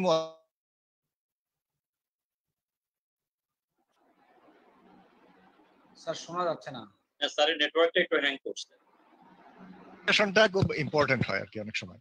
তো কার্টিল যদি আমাদের এই ধরনের কোনো সিচুয়েশন হয় যে কার্টিলেজ ইনভেশন হয়েছে কিনা, এটা নিয়ে যদি আমরা কোনো কনফিউশন থাকি, দ্যাট ইজ এটা T3 হয়েছে কিনা। কার্টিলেজ ইনভেশন হলে কিন্তু T3 হবে। আবার কার্টিলেজ যদি ট্রান্সগ্রেস করে, ক্রস করে যদি বাইরে চলে যায়, in that case it is T4। তো কার্টিলেজ যদি ইনভেশন হয়েছে কিনা এটা দেখার জন্য আমরা হাই রেজলিউশন সিটি স্ক্যান করতে পারি।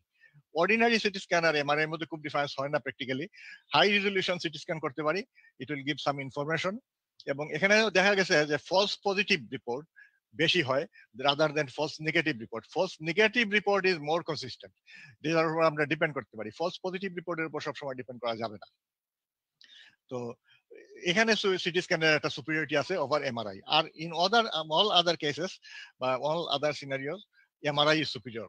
কারণ যখন এটা ক্রস করে গেল আমরা দেখবো যে থাইরয়েডে ইনভেট করছে কিনা বা আদার সফট টিস্যু ইনভেট করছে কিনা ল্যাটারালি, ইভেন T3 ডায়াগনোস করার জন্য আমরা প্যারাগ্লটিক স্পেসে গেছে কিনা সেটা কিন্তু এমআরআই বেটার ইনফরমেশন দিবে, নট দ্য সিটি স্ক্যান। তো এখানে এমআরআই ডেফিনেটলি সুপিরিয়র, আমি এটাই বলবো। সিটি স্ক্যান করতে গেলে যদি ওই ধরনের কনফিউশন হয়, হাই রেজলিউশন সিটি স্ক্যান করা উচিত, যে to demarcate between whether there is any cartilage invasion or not। এখানে একটা ট্রিটমেন্টের ভেরিয়েশন হবে। আচ্ছা, থার্ড আসছে একটা জিনিস, ইটিওলজি। ইটিওলজি আমাদের স্টুডেন্টরা মনে রাখতে হবে, কার্সিনোমা লেরিংস এর কজ টোবাকো টোবাকো টোবাকো, বাকি সব একাডেমিক, বাকি সব একাডেমিক। ইভেন অ্যালকোহল কার্সিনোমা লেরিংস করে কিনা দ্যাট ইজ অলসো কন্ট্রোভার্সিয়াল। কারণ অ্যালকোহল ফ্যারিঞ্জিয়াল কার্সিনোমা করে, কিন্তু অ্যালকোহল মানে যে মেকানিজমে ইয়ে বাড়ায়, টোবাকোর সেন্সিটিভিটি বাড়ায় ফর কার্সিনোজেনেসিস, সেটা হলো just act as a solvent. It just act as a solvent. তো সলভেন্টই যদি হয়, সেই সলভেন্টটা কোথায়, অ্যালকোহল কোথায় সেখানে রিটেইন করবে এবং ই হবে। তো in case of supraglottic carcinoma হইতে পারে কিছু রোল থাকতে পারে, গ্লটিক কার্সিনোমাতে অ্যালকোহলের কোনো রোল নাই। আর কাজে এখানে টোবাকোর পরে যেগুলি আসবে, এখনকার যেটা খুব বার্নিং ইস্যু হিসেবে আসতেছে সেটা হলো রিফ্লাক্স ইসোফেজিস। তারপরে আরো অনেক কজ আছে, ভাইরাল কজ বলা হয়েছে, অ্যাসবেস্টাস, একসময় অ্যাসকেরিয়াসিস বলা হতো, যে অ্যাসকেরিয়াসিস একটা কজ ছিল। আমি যেটা মনে করি যে আমাদের এটা যে সোশ্যাল হ্যাবিট এবং ফুড হ্যাবিটের সাথে কিছু রিলেশন থাকতে পারে, এটা আমার পার্সোনাল একটা বিলিফ। আমি মানে হয়তো অবজেক্টিভলি ওইভাবে সায়েন্টিফিক্যালি প্রুফ করতে পারবো না, কিন্তু আমার অবজারভেশন। আচ্ছা, থার্ড যেটা আমি আর একটু বলি, যেটা সিটি স্ক্যান। আচ্ছা, রাজীব একটা কোশ্চেন করছিল যে পেট সিটি আমরা করবো কিনা। হ্যাঁ, পেট সিটি করবো কিনা। না, প্রাইমারি কেসে পেট সিটির কোনো রোল নাই, প্রাইমারি কেসে কোনো পেট সিটির রোল নাই। এটা only in case of recurrence এবং রেসিডুয়াল। তুমি অপারেশন করে আসলা, পার্শিয়াল লেঞ্জেক্টমি করে আসলা বা ট্রান্সফারাল লেজার অথবা রোবোটিক করলা, রিকারেন্স রয়ে গেছে কিনা সেটা দেখার জন্য আমরা পেট সিটি করতে পারি।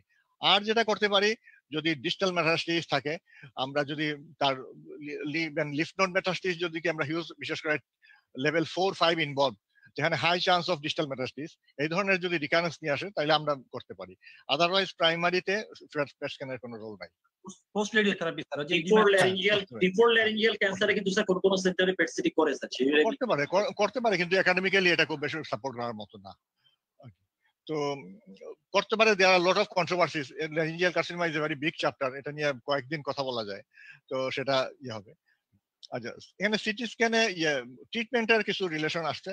মডারেটর আমাকে মনে করাই দিও একটু ইয়ে করে। আমি যেটা দেখতেছি,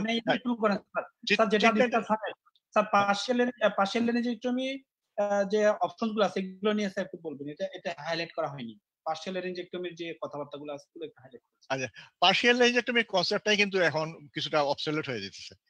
পার্শিয়াল লেঞ্জেক্টমির কনসেপ্টটা অবসলিউট হয়ে যেতেছে, তার কারণ আমি ওইটাতে আসতেছি। প্রফেসর মতিন যে জিনিসটা বলছেন যে 90-তে একটা ইয়ে হয়েছে, রেডিক্যাল চেঞ্জ হয়েছে।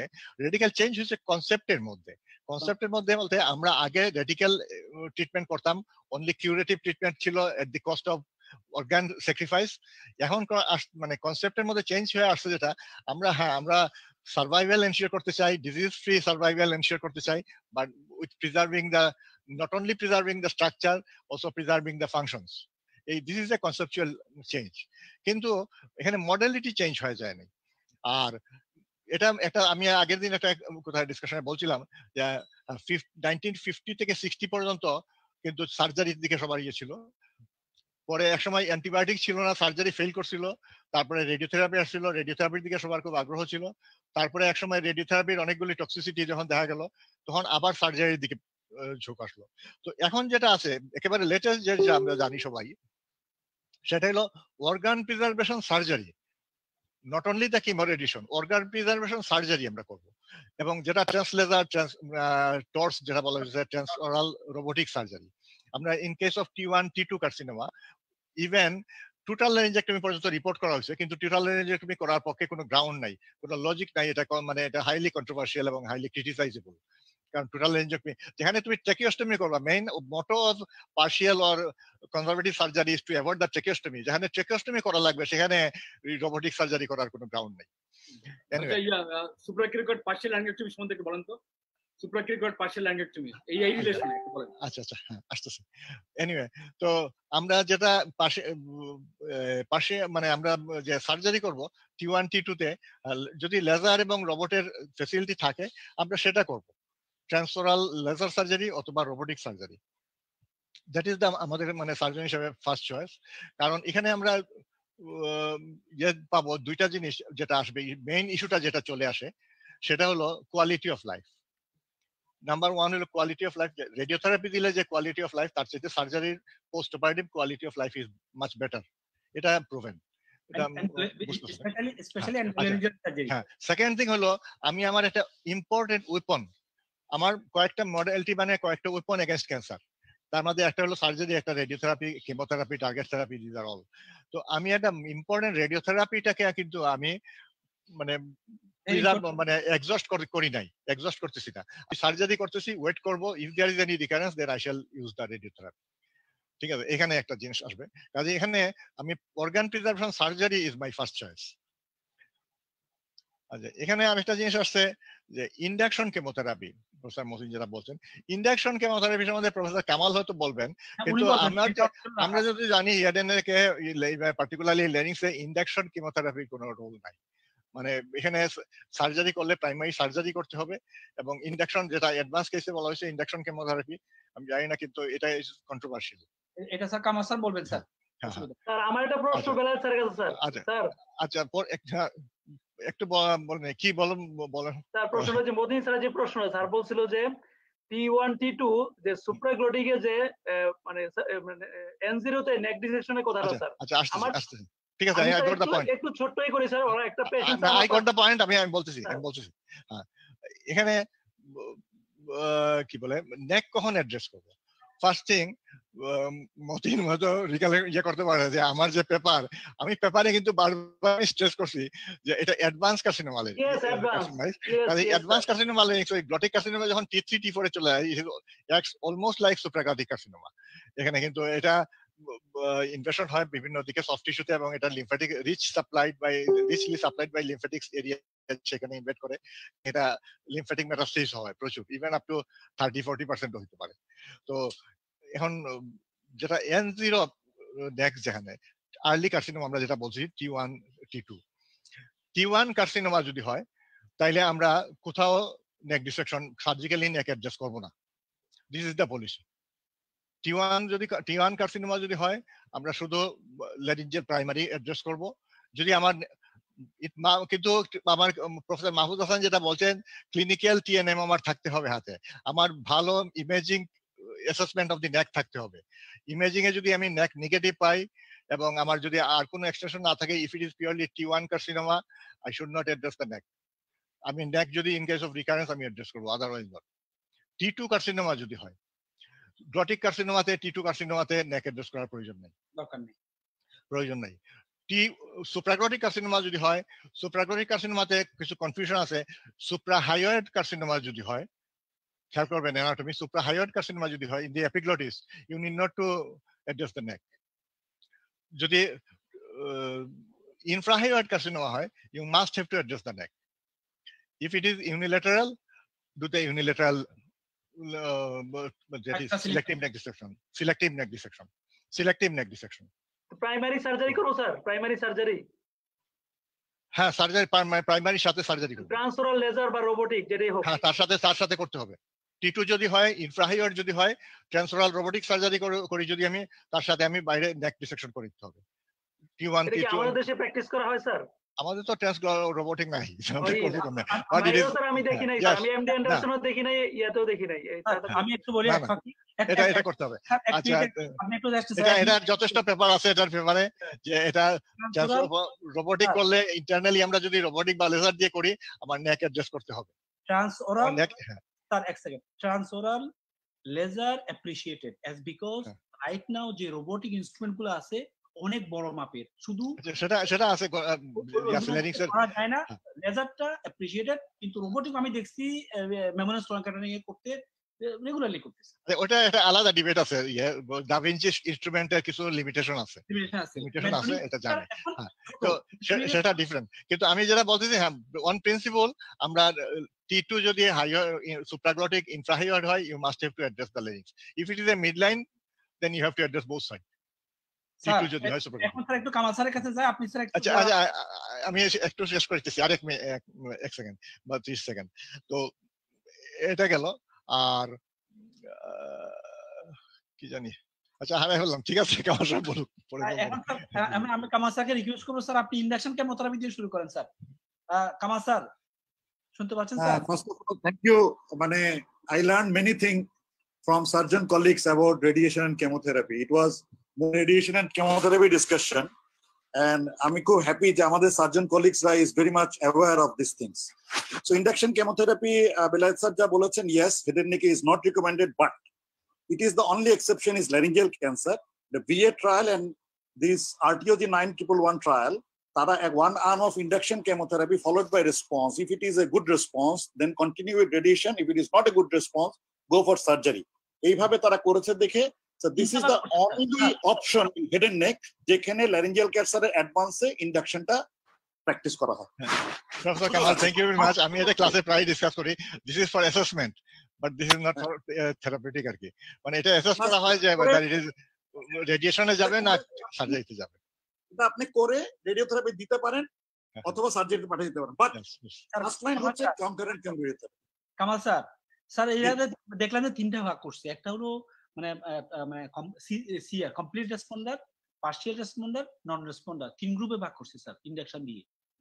জি, যেটা কমপ্লিট রেসপন্ডার সেটা কন্টিনিউ করছে, partial responder continued with chemoradio, আর যেটা non responder that go for surgery, এভাবে ভাগ করছে।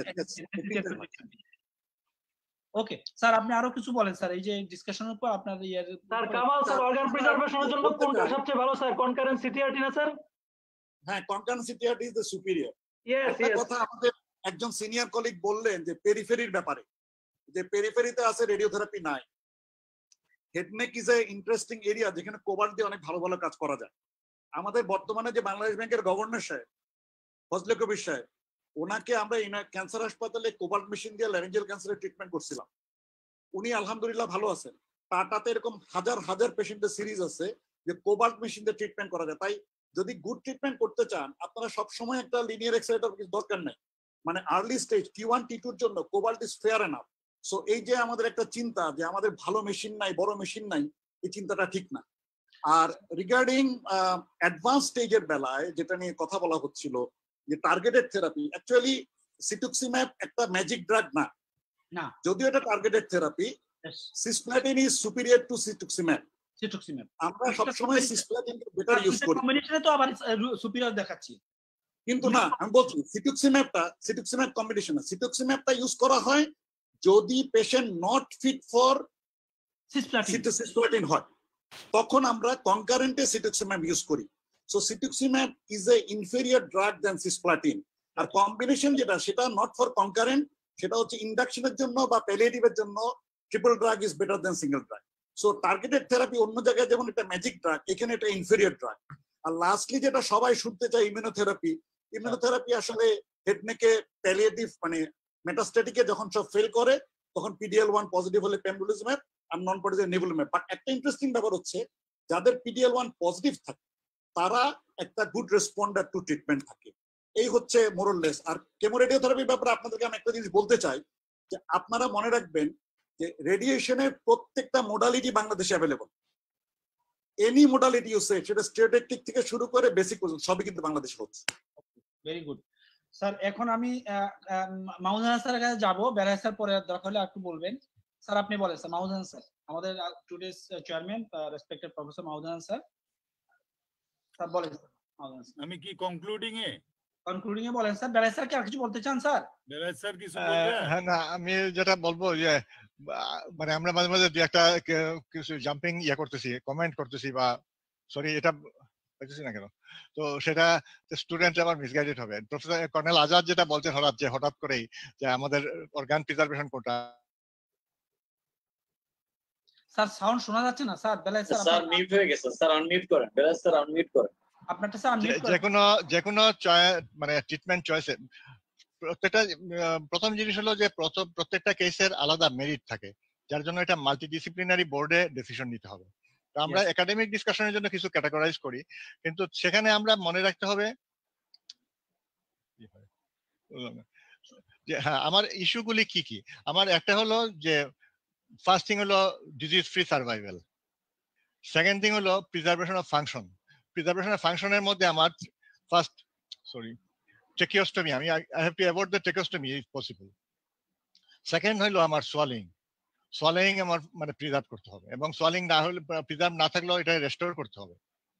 সরি বুঝা নাকি কি স্যার বলেন স্যার, আমরা শুনতে পাচ্ছি। আচ্ছা আচ্ছা, তো সেইগুলি করতে হবে। এবং সবশেষে যেটা সবচেয়ে ইম্পর্টেন্ট এখন চলে আসছে মানে কোয়ালিটি অফ লাইফ ইস্যু।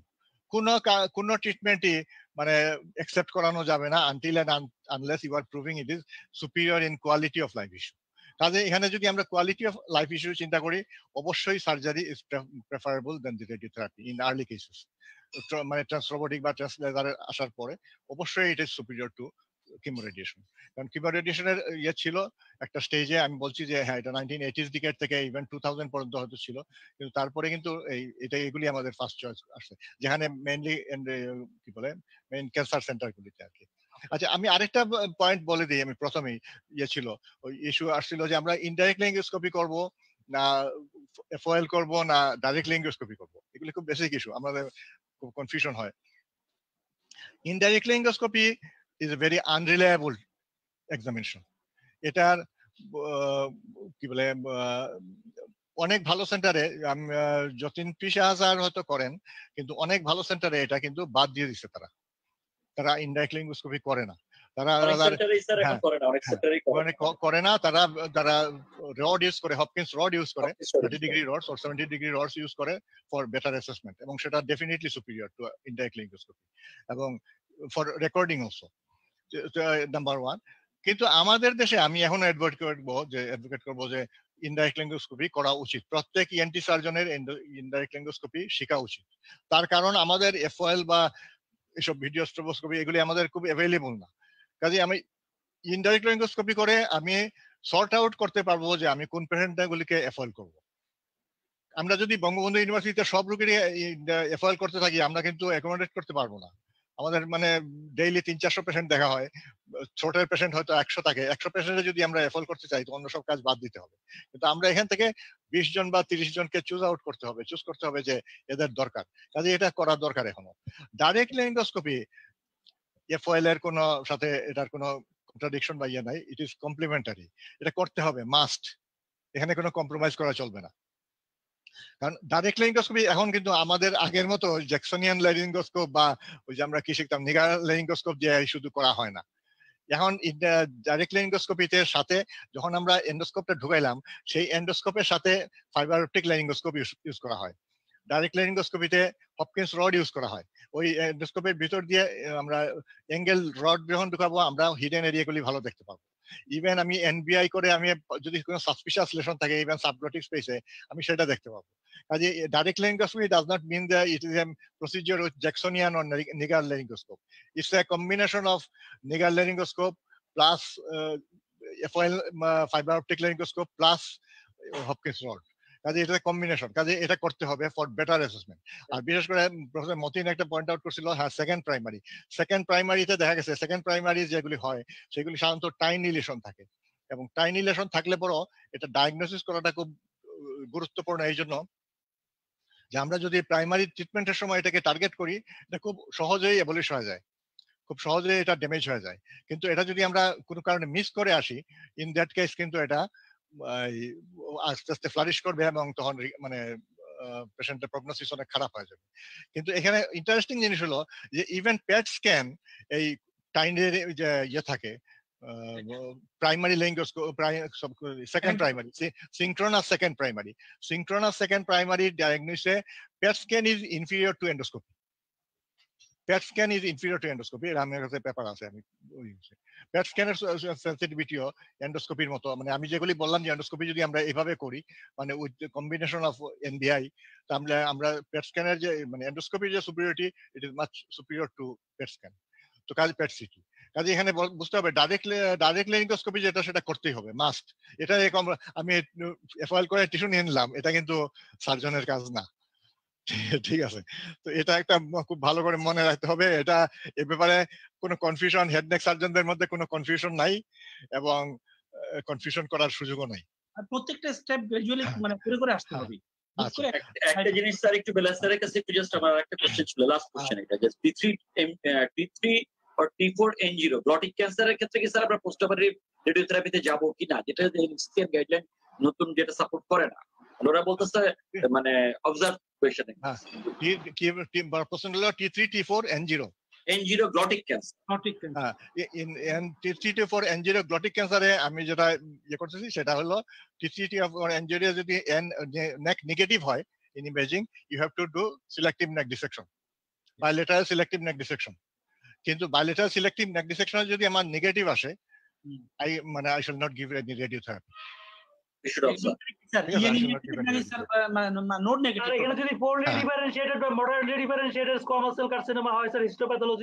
না, এটা it matters nothing. মানে borders grading of the tumor is not related to prognosis. Okay, sir. Staging of the tumor is related to prognosis. এখানে স্যার আরেকটা জিনিস আছে, ওরা যেটা বলছে যে পেরিনিউরাল এবং রাজীব কামাল স্যার একটা কথা বলি, শোনো, লিসেন টু মি। আমি T4 N0 একটা পেশেন্টের অপারেশন করেছিলাম, কোন I didn't do bilateral neck dissection, I didn't do post operative therapy, patient survive 15 years. আরো কিছু করেছি যারা 10 বছর 15 বছর বাঁচছে। This is my experience, because আমি এত রেডিওগ্রাফি বিভিন্ন জায়গা করি, তো আমি এই ব্যাপারে কন্ট্যাক্ট করি যে T4 N0 তে নেক ডিসেকশন করতে পারো, বাট আমি করিনি। আমি পোস্ট অপারেটিভ থেরাপি দিই, কিন্তু রোগী বাঁচা আছে অনেক। স্যার ঠিক আছে, মানে ইউ আর কারেক্ট, কিন্তু স্যার আমাদের গাইডলাইন গুলো স্ট্যান্ডার্ড গাইডলাইন গুলো স্যার এটা সাপোর্ট করে স্যার নেক ডিসেকশন, এটাই বলতেছি স্যার। কামাল স্যার আপনি একটু যদি একটু কিছু বলতে চাচ্ছেন sir? Kamal sir. Thank you Sattar. আমি খুব হাম্বলি বেলায়েত স্যারের সঙ্গে একটু ডিসএগ্রি করছি regarding the superiority of surgery today in quality of life. Sir, it is a debatable thing, এবং যখন স্যার এই অনকোলজিতে survival is equal and quality of life is a perception, আপনার কাছে যেটা কোয়ালিটি অফ লাইফ আমার কাছে সেটা নাও হতে পারে, সেই ক্ষেত্রে স্যার স্ট্যান্ডার্ড হবে in the MDT patient should be sitting in front of us and আমি অলরেডি বলছি যে আমি বলছি স্যার, আমি শেষ করি স্যার, যে আপনার সার্জারি এই সাইড রেডিয়েশন এই side effect outcome same, now patient should B the decision maker. আমরা স্যার যেভাবে যদি কমেন্ট করে দেই যে surgery has a better quality of life, তাহলে বলতে স্যার আমরা patient has got every liberty to accept or disagree, মানে এক্স্যাক্ট স্যার। আর লাস্ট আরেকটা কথা sir, regarding PET CT, everybody is correct যে আমরা পেট সিটি ইমেজিং ইউজ করি না, কিন্তু যখন আমরা রেডিয়েশন ইউজ করি, যখন আমরা অ্যাডভান্স স্টেজ, যখন T3 T4 হয়ে যায়, তখন আমরা প্র্যাকটিস হচ্ছে we must use PET CT if possible to have a better outcome compare to normal CT base plan. আচ্ছা, এটা সত্তর ভাই, আমার মনে হয় সময় শেষ হয়ে যাচ্ছে, অনেক হয়ে গেছে। চেয়ারম্যান স্যারকে রিকোয়েস্ট করব, স্যার আপনি বলেন, কনক্লুড করে দিলেন। আর একটা প্রশ্ন বোধহয় বাকি আছে, এটা হলো আরেকটা প্রশ্ন, এটা চেয়ারম্যান স্যারই বলবেন। এটা থ্যাংক ইউ স্যার, আমি মনে করাই দিচ্ছি, আপনি স্যার শুরু করেন, আমি মনে করাই দিচ্ছি স্যার। শেষ করে দিব? হ্যাঁ স্যার, শেষ করে দেন স্যার। আর একটা প্রশ্ন বাকি আছে, একটা প্রশ্নটা আমি স্যার আপনাকে মনে করাই দিচ্ছি একটু দেখে। আচ্ছা, আমি একটা সপ্তাহে একটা লাইন যদি বলে ফেলি, প্রফেসর কামাল যেটা বললেন এটা সম্বন্ধে কিন্তু একটা আছে, মানে এটা কিন্তু প্রচুর ডিবেট আছে, নট অনলি মানে ইন্টারডিসিপ্লিনারি সার্জনদের মধ্যেও এটা ভেরিয়েশন আছে, ট্রান্স আটলান্টিক ভেরিয়েশন আছে। ইউরোপের সার্জনরা এক ধরনের চিন্তা করে, কনজারভেটিভ চিন্তা করে, আমেরিকান সার্জনরা একটু ড্রাস্টিক চিন্তা করে, তো এগুলি ভেরিয়েশন থাকবেই। কিন্তু এটা হ্যাঁ, মাল্টিডিসিপ্লিনারি বোর্ডেই ডিসিশন নিতে হবে, এটাই ঠিক। আর তবে এখানে ওই ইস্যুগুলি আসবে, এখন ইস্যুগুলি আসবে যেটা সার্ভাইভেলের যদি কম্প্রোমাইজ হয় তাহলে অন্য কোনো মডেলটি টিকবে না। সার্ভাইভেল যদি কোনো একটা ইয়েতে ইনফিরিয়র হয় তাহলে ওটা আউটরাইট ডিসকার্ড। তারপরে আসবে ফাংশন যদি প্রিজার্ভ হয়, ইকুয়ালি হয়, তাইলে সেটা কম্পেয়ার করতে হবে। যদি ইকুয়াল না হয়, in that case inferior one will be discarded. তো এখানে স্টেপ বাই স্টেপ যেতে হবে আর কি। Thank you, Bharat bhai. So actually very lively discussion এই কার্সিনোমা ল্যারিংস আর ডিবেট যেটা চলতেছে, এটা মনে হয় আমাদের ছোটকাল থেকে আমরা শুনে আসতেছি, এখনো শুনতেছি, আমার মনে হয় ভবিষ্যতেও শুনতে থাকবে। ডিবেট চলবেই, কারণ person to person, centre to centre এটা ভ্যারি করতেছেই, করবেই। যে যেদিকে পছন্দ, যে সার্জন সে সার্জারি করবে, যে রেডিওথেরাপিস্ট সে রেডিওথেরাপি করবে, আর ইন বিটুইন যে সার্জারি করবে রেডিওথেরাপি করবে। সুতরাং এই ডিবেট চলতেই থাকবে। বাট আমি স্টুডেন্টদের জন্য কতগুলা স্ট্যান্ডার্ড যে জিনিসগুলো আজকে বের হয়ে আসছে, যে তারা পরীক্ষার সময় অলওয়েজ কনফিউজড হয়ে যায় যে কি উত্তর দিবে, কোন স্যারকে কি বলে খুশি করবে, কিভাবে পাশ হয়ে আসবে। তা আমার মনে হয় আজকে এই ডিসকাশনের মাধ্যমে অনেক কিছুই আজকে ওদের কাছে ক্লিয়ার হয়েছে। ধন্যবাদ মতিনকে, যে very nicely presented the carcinoma larynx. আমি একটু ছোট্ট কমেন্ট করতে চাই, সেটা হলো যে রিগার্ডিং ইনডাইরেক্ট ল্যারিঙ্গোস্কোপি, যদিও বেলায়েত ভাই বলছে, আমি বলবো যে ইনডাইরেক্ট ল্যারিঙ্গোস্কোপি ক্লিনিক্যাল ইএনটি এক্সামিনেশনের জন্য ইট ইজ এ মাস্ট। আর এটাকে সাপ্লিমেন্ট করতে পারেন আপনি ফাইবার অপটিক ল্যারিঙ্গোস্কোপি দিয়ে। কিন্তু আমি একটাই রিকোয়েস্ট করব, যে ফাইবার অপটিক ল্যারিঙ্গোস্কোপি করতে গেলে যিনি অ্যাডভাইস করবেন ফাইবার অপটিক ল্যারিঙ্গোস্কোপি, আমি অনুরোধ করব যে উনি পার্সোনালি যেন ফাইবার অপটিক ল্যারিঙ্গোস্কোপিটা করে। কারণ আমাদের এখানে প্র্যাকটিস দেখা যায় যে এফওএল লিখে আমি আরেকটা সেন্টারে পাঠাই দিলাম, কিন্তু এফওএল করে আমি কি দেখব যে ওই ডিজিজে, এটা একমাত্র তো আমি জানি। আর আমরা ম্যাক্সিমাম টাইমে প্রেসক্রিপশনের মধ্যে ফাইন্ডিংস লিখি না, তাড়াহুড়ার জন্য হোক বা যে কারণ হোক। এবং একটা যদি আপনি ডায়াগ্রামেটিক্যালি যদি একটা ছবি দিয়ে দেন, তাইলে কিন্তু যিনি এফওএল করেন, অন্য যিনি থার্ড পার্সন করবেন, তার জন্য ইজি হয়। কিন্তু যদি দেখেন যে না আমি আইএল করে আমি পাইছি, তাইলে আপনি নিজেই এফওএলটা করেন। আর এফওএল কিন্তু আজকাল খুব সফিস্টিকেটেড যে ইনস্ট্রুমেন্ট তা না, কিন্তু 2-3 লাখ টাকা দিয়ে অ্যাভেলেবল। এবং এটা এখন প্রত্যেক ডিস্ট্রিক্টে কি, ইভেন আমি উপজেলায় তো দেখছি অনেক জায়গায় এফওএলটা পাওয়া যায়। সুতরাং আপনি ইনডাইরেক্ট ল্যারিঙ্গোস্কোপি করে। চেয়ারম্যান স্যার, একটা প্রশ্ন একটা ইয়াতে বারবার আসতেছে, যে মেইন ফাংশন অফ ল্যারিংস, স্যারে প্রোটেকশন বলছেন, ওনারা জানতে চাচ্ছেন ব্রিদিং, একটু কাইন্ডলি যদি আপনি হাইলাইট করেন main function of larynx. Main function of larynx, হ্যাঁ আচ্ছা, ফাংশন অফ ল্যারিংস এর মধ্যে তো ব্রিদিং বলছে, রেসপিরেশন, তারপরে তোমার আমরা যদি hello sir lower respiratory tract protection, এটা লোয়ার রেসপিরেটরি প্রোটেকশন না। ইভেন আমার পরীক্ষার সময় একটা ইন্টারেস্টিং জিনিস, হারুন স্যার ছিল এক্সামিনার, তখন আমি অনেকগুলো বলছি, যতক্ষণ পর্যন্ত না আমি অ্যাসিড বেস ব্যালেন্স না বলছি ততক্ষণ পর্যন্ত হারুন স্যার আমাকে ছাড়ে নাই। সুতরাং আজকাল ল্যারিংস এর যে অ্যাসিড বেস ব্যালেন্স, এটা অনেক আন্ডার গ্রাজুয়েট ছেলেরাও জানে না, বিকজ আমরা তাদেরকে শেয়ার করি না। এখন ল্যারিংস এর ফাংশনের মধ্যে নরমাল যেমন স্পিচ তৈরি করা, তারপরে এয়ারওয়ে প্রোটেকশন, কাফিং দেওয়া, তারপরে পার্চুরেশনে হেল্প করা ল্যারিংসে, তারপরে নরমাল যে আমরা সোয়ালোইং রিফ্লেক্সে যে হেল্প করা, যে আমাদের এয়ারওয়ে থেকে আমাদের ফুড চ্যানেলটাকে ক্লোজ করে দেওয়া, এই জিনিসগুলো কিন্তু আমাদের ল্যারিংস এর ফাংশনের মধ্যে আসে, 5-6টা জিনিস, ইনক্লুডিং কার্বন ডাইঅক্সাইড রেগুলেশন, যে কার্বন ডাইঅক্সাইডটাকে এক্সেস বের করে দেওয়া, bicarbonate regulation, this are all function. এই 4-5টা কথা বলতেই হবে আমাদের। তো সুতরাং এই জিনিসগুলা যখন আমরা ল্যারিঞ্জেক্টমি করি, তখন কিন্তু আমরা এই জিনিসগুলো ছেলেদেরকে সাধারণত শেয়ার করি, যে ল্যারিঞ্জেক্টমি করার পরে কি কি লস হয়, লস হয়, সেগুলাই ল্যারিংস এর ফাংশন। সুতরাং দিস ইজ ইম্পর্টেন্ট এটা। তো যেটা বলছিলাম, শুরু করছিলাম যেটা, আর একটা জিনিস যে আমাদের স্টুডেন্টদের জন্য, আমরা যারা সিনিয়র হয়ে গেছি তারা ডিফারেন্ট, তাদেরকে স্টেজিংটা একটু ভালো করে যে স্টেজিংটা করা, কারণ স্টেজিং এর উপরে ট্রিটমেন্ট, এর প্রগনোসিস, তারপরে বিভিন্ন সেন্টারের সাথে শেয়ার করা, post operative follow up, this are very important for staging. সুতরাং স্টেজিংটা তাদেরকে একটু ভালো করে রপ্ত করানো, শেখানো এবং এটা ফলো করা, আমার মনে হয় দিস ইজ ভেরি ইম্পর্টেন্ট। আর একটা খুবই নেগলিজেন্সি যেটা আমাদের দেশে আমরা ডাক্তাররা করি, সেটা হলো যে পোস্ট অপারেটিভ ফলো আপ। এইটা টোটালি আমার মনে হয় যে আমরা একদম এটা মানে টোটালি এটার প্রতি বেশি গুরুত্ব দিচ্ছে না। But post operative follow up দেখা যায় যে রুগীর ল্যারিঞ্জেক্টমি করলাম বা পার্সিয়াল ল্যারিঞ্জেক্টমি করলাম বা অন্য কোনো সার্জারি করলাম বা রেডিওথেরাপি করলাম, পরবর্তীকালে যখন রুগীরা আমাদের কাছে আসে আমরা কিন্তু এই রুগীটাকে কিন্তু ততখানি মনোযোগ দিই না যতখানি প্রি অপারেটিভলি আমরা বা প্রি রেডিওথেরাপি মনোযোগ দিই। সুতরাং আমাদের জুনিয়রদের জন্য, জুনিয়র এবং অন্যদের জন্য আমি একটা জিনিস অনুরোধ করব যে প্লিজ প্লিজ প্লিজ ফলো আপটা আপনারা properly with a protocol, with a sheet, with a মানে কম্পিউটারে রাখেন বা তার কাছে একটা শীটে রাখেন। এই ডকুমেন্টেড একটা ফলো আপ আপনারা করার চেষ্টা করেন। এই রুগীটা যেমন ডকুমেন্টেড না করলে একটা রুগী আমি ঢাকাতে বিএসএমইতে বা ইনস্টিটিউটে বা সাইকে আমরা ট্রিটমেন্ট করলাম, এই রুগীটা কিন্তু আমি খুলনাতে বা রাজশাহীতে বা বগুড়াতে বা সিলেটে যদি চলে যায়, এই রুগীটা কিন্তু পরবর্তীকালে কি হবে কি করবে না করবে এটা কিন্তু বোঝা খুবই কঠিন।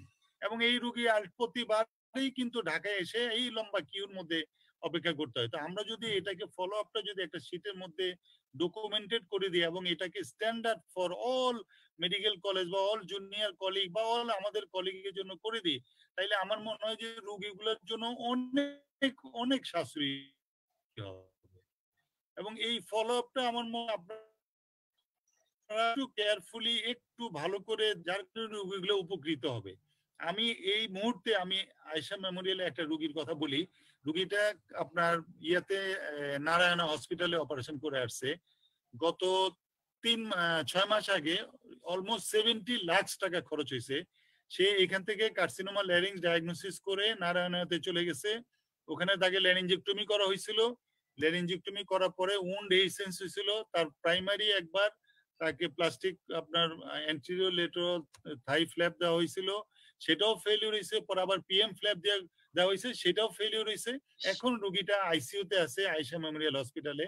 70 লাখ টাকা খরচ করার পরে নারায়ণে এখন তার দুই সাইডে নেক মেটাস্টেসিস নিয়ে, ইভেন সুপিরিয়র মেডিস্ট্রিয়ামের মধ্যে নেক মেটাস্টেসিস নিয়ে আছে উইথ ট্রাকিস্টমি মানে এন ট্রাকিস্টমি নিয়ে আছে। আমাকে ডাকছিল কিন্তু আমি কিছুই করতে পারি না রুগীটাকে। এবং সে আইসিইউতে প্রতিদিন 40-50 হাজার টাকা করে খরচ করতেছে। কিন্তু তার যখন আমি কাগজ দেখতে গেলাম, কাগজ দেখে তার ওখানে মধ্যে ডিসচার্জ সার্টিফিকেটের সময় প্রপারলি শুধু অপারেশনের সময় লেখা আছে, এরপরে জাস্ট ফ্ল্যাপ রিকনস্ট্রাকশন আছে, কিছুই নাই। সম্ভবত নেক ডিসেকশনও করা হয় নাই, যেটা আজকে আমি ধন্যবাদ দিই বেলায়েত ভাইকে যে সুপ্রাগ্লোটিকে যেহেতু 60% অফ দি মেটাস্টেসিস হয়, সুতরাং আমার মনে হয় সুপ্রাগ্লোটিক T3 T4 যেটা অ্যাডভান্সে কিন্তু নেক ডিসেকশন করা উচিত। কারণ মতিন বলছে এক্সপেরিয়েন্স আছে, আমাদের কিন্তু আগে এত নলেজ ছিল না। গ্লোটিকে আচ্ছা, তাইলে সুপ্রাগ্লোটিকে যেটা আজকে ডিসকাশনে আসছে, আমি খুব এনকারেজ যে আমাদের জুনিয়রদের জন্য এটা বলা যে সুপ্রাগ্লোটিকে T3 T4 বা অ্যাডভান্স কার্সিনোমা আসলে আমাদের সিলেক্টিভ নেক ডিসেকশন করে দেওয়া উচিত। কারণ এতে আমার কোনো লস নাই, সার্জন হিসেবে আমার কোনো সময় নষ্ট হবে, কিন্তু আমার মনে হয় যে করা উচিত। কারণ এই মুহূর্তে আমার কাছে আয়েশা মেমোরিয়ালের এই রুগীটা, আমি জানি না তারা নেক ডিসেকশন করছে কিনা, ওরকম কোনো নোট দেখি নাই, কিন্তু তার দুই পাশে সুপ্রা ক্লেভিকুলার রিজিয়নে দুই বাইলেটারালি নেক মেটাস্টেসিস নিয়ে রুগীটা এখন স্ট্রাগল করতেছে for life after spending 70 lakh টাকা ইন জাস্ট নেইবার কান্ট্রিতে। আজকে ডিসকাশনে আমরা এই জিনিসগুলো জুনিয়রদেরকে ক্লিয়ার করতে পারছি, কারণ আমরা অনেক সিলেক্টিভ নেক ডিসেকশন, মডিফাইড নেক ডিসেকশন, রেডিক্যাল নেক ডিসেকশন, এই জিনিসগুলো এখন আমরা অনেক সুন্দরভাবে অনেক ভালোভাবে এখন আমরা রপ্ত করতে পারছি। এবং আমি বলবো যারা আমাদের নতুন সার্জন যারা আছে তারা অ্যাটলিস্ট এই স্কিল গুলা তারা নিজেরা অ্যাকোয়ার করার চেষ্টা করবে, সো দ্যাট আমরা রুগীদেরকে একটা গুড আউটকাম দিতে পারি with good follow up with a long longevity of the patient. So thank you very much সবাইকে যারা এখানে আজকে পার্টিসিপেট করছে। একটা লাইভলি একটা ডিসকাশন হয়েছে, একটা গুড একটা গাইড পাইছে তারা যে একটা সিএ ল্যারিংস এর গ্লোটিক, সুপ্রাগ্লোটিক বা subglottic with neck N0 N1 N2 তে আমরা কিভাবে ট্রিট করব। তো thank you everybody for and also the organizer to give me chance to chair the session. Thank you everybody. Thank you sir. Okay, thank you everybody for joining. Next meeting কি হবে আমাদের বলে দাও। Next day doctor Naim আপনার এই present করবেন আগামী সোমবার রাত 9টায়। ডক্টর নাইম আপনি ডক্টর নাইম আপনার টপিকটা বলে দেন। ডক্টর নাইম শুনতে পাচ্ছেন? এটা যে management of differentiated thyroid carcinoma management of differentiated thyroid carcinoma. Okay, আমরা লেনিংস এর উপর আরেকটা সেশন করব। আমাদের এখানে লেনিংস এর operative surgery, post operative management, complications এই কথাগুলো টাচ হয়নি আজকে, সম্ভব না, এত বড় একদিনে সম্ভব না। আমরা লেনিংস এর আরেকটা করব, যেহেতু নাইম রেডি করতেছেন, আপনি রেডি করেন নেক্সট ইয়েতে, এর পরের সেশনে আমরা লেনিংস এর উপর আরেকটা টপিক দিব। Thank you sir, thank you. Okay, thank you. এটা প্রায় 11টা বাজতেছে। থ্যাংক ইউ স্যার, আসসালামু আলাইকুম sir. Okay, thank you very much. Thank you sir. You are watching Raj TV, Jagorone, Bangladesh. Please subscribe our channel.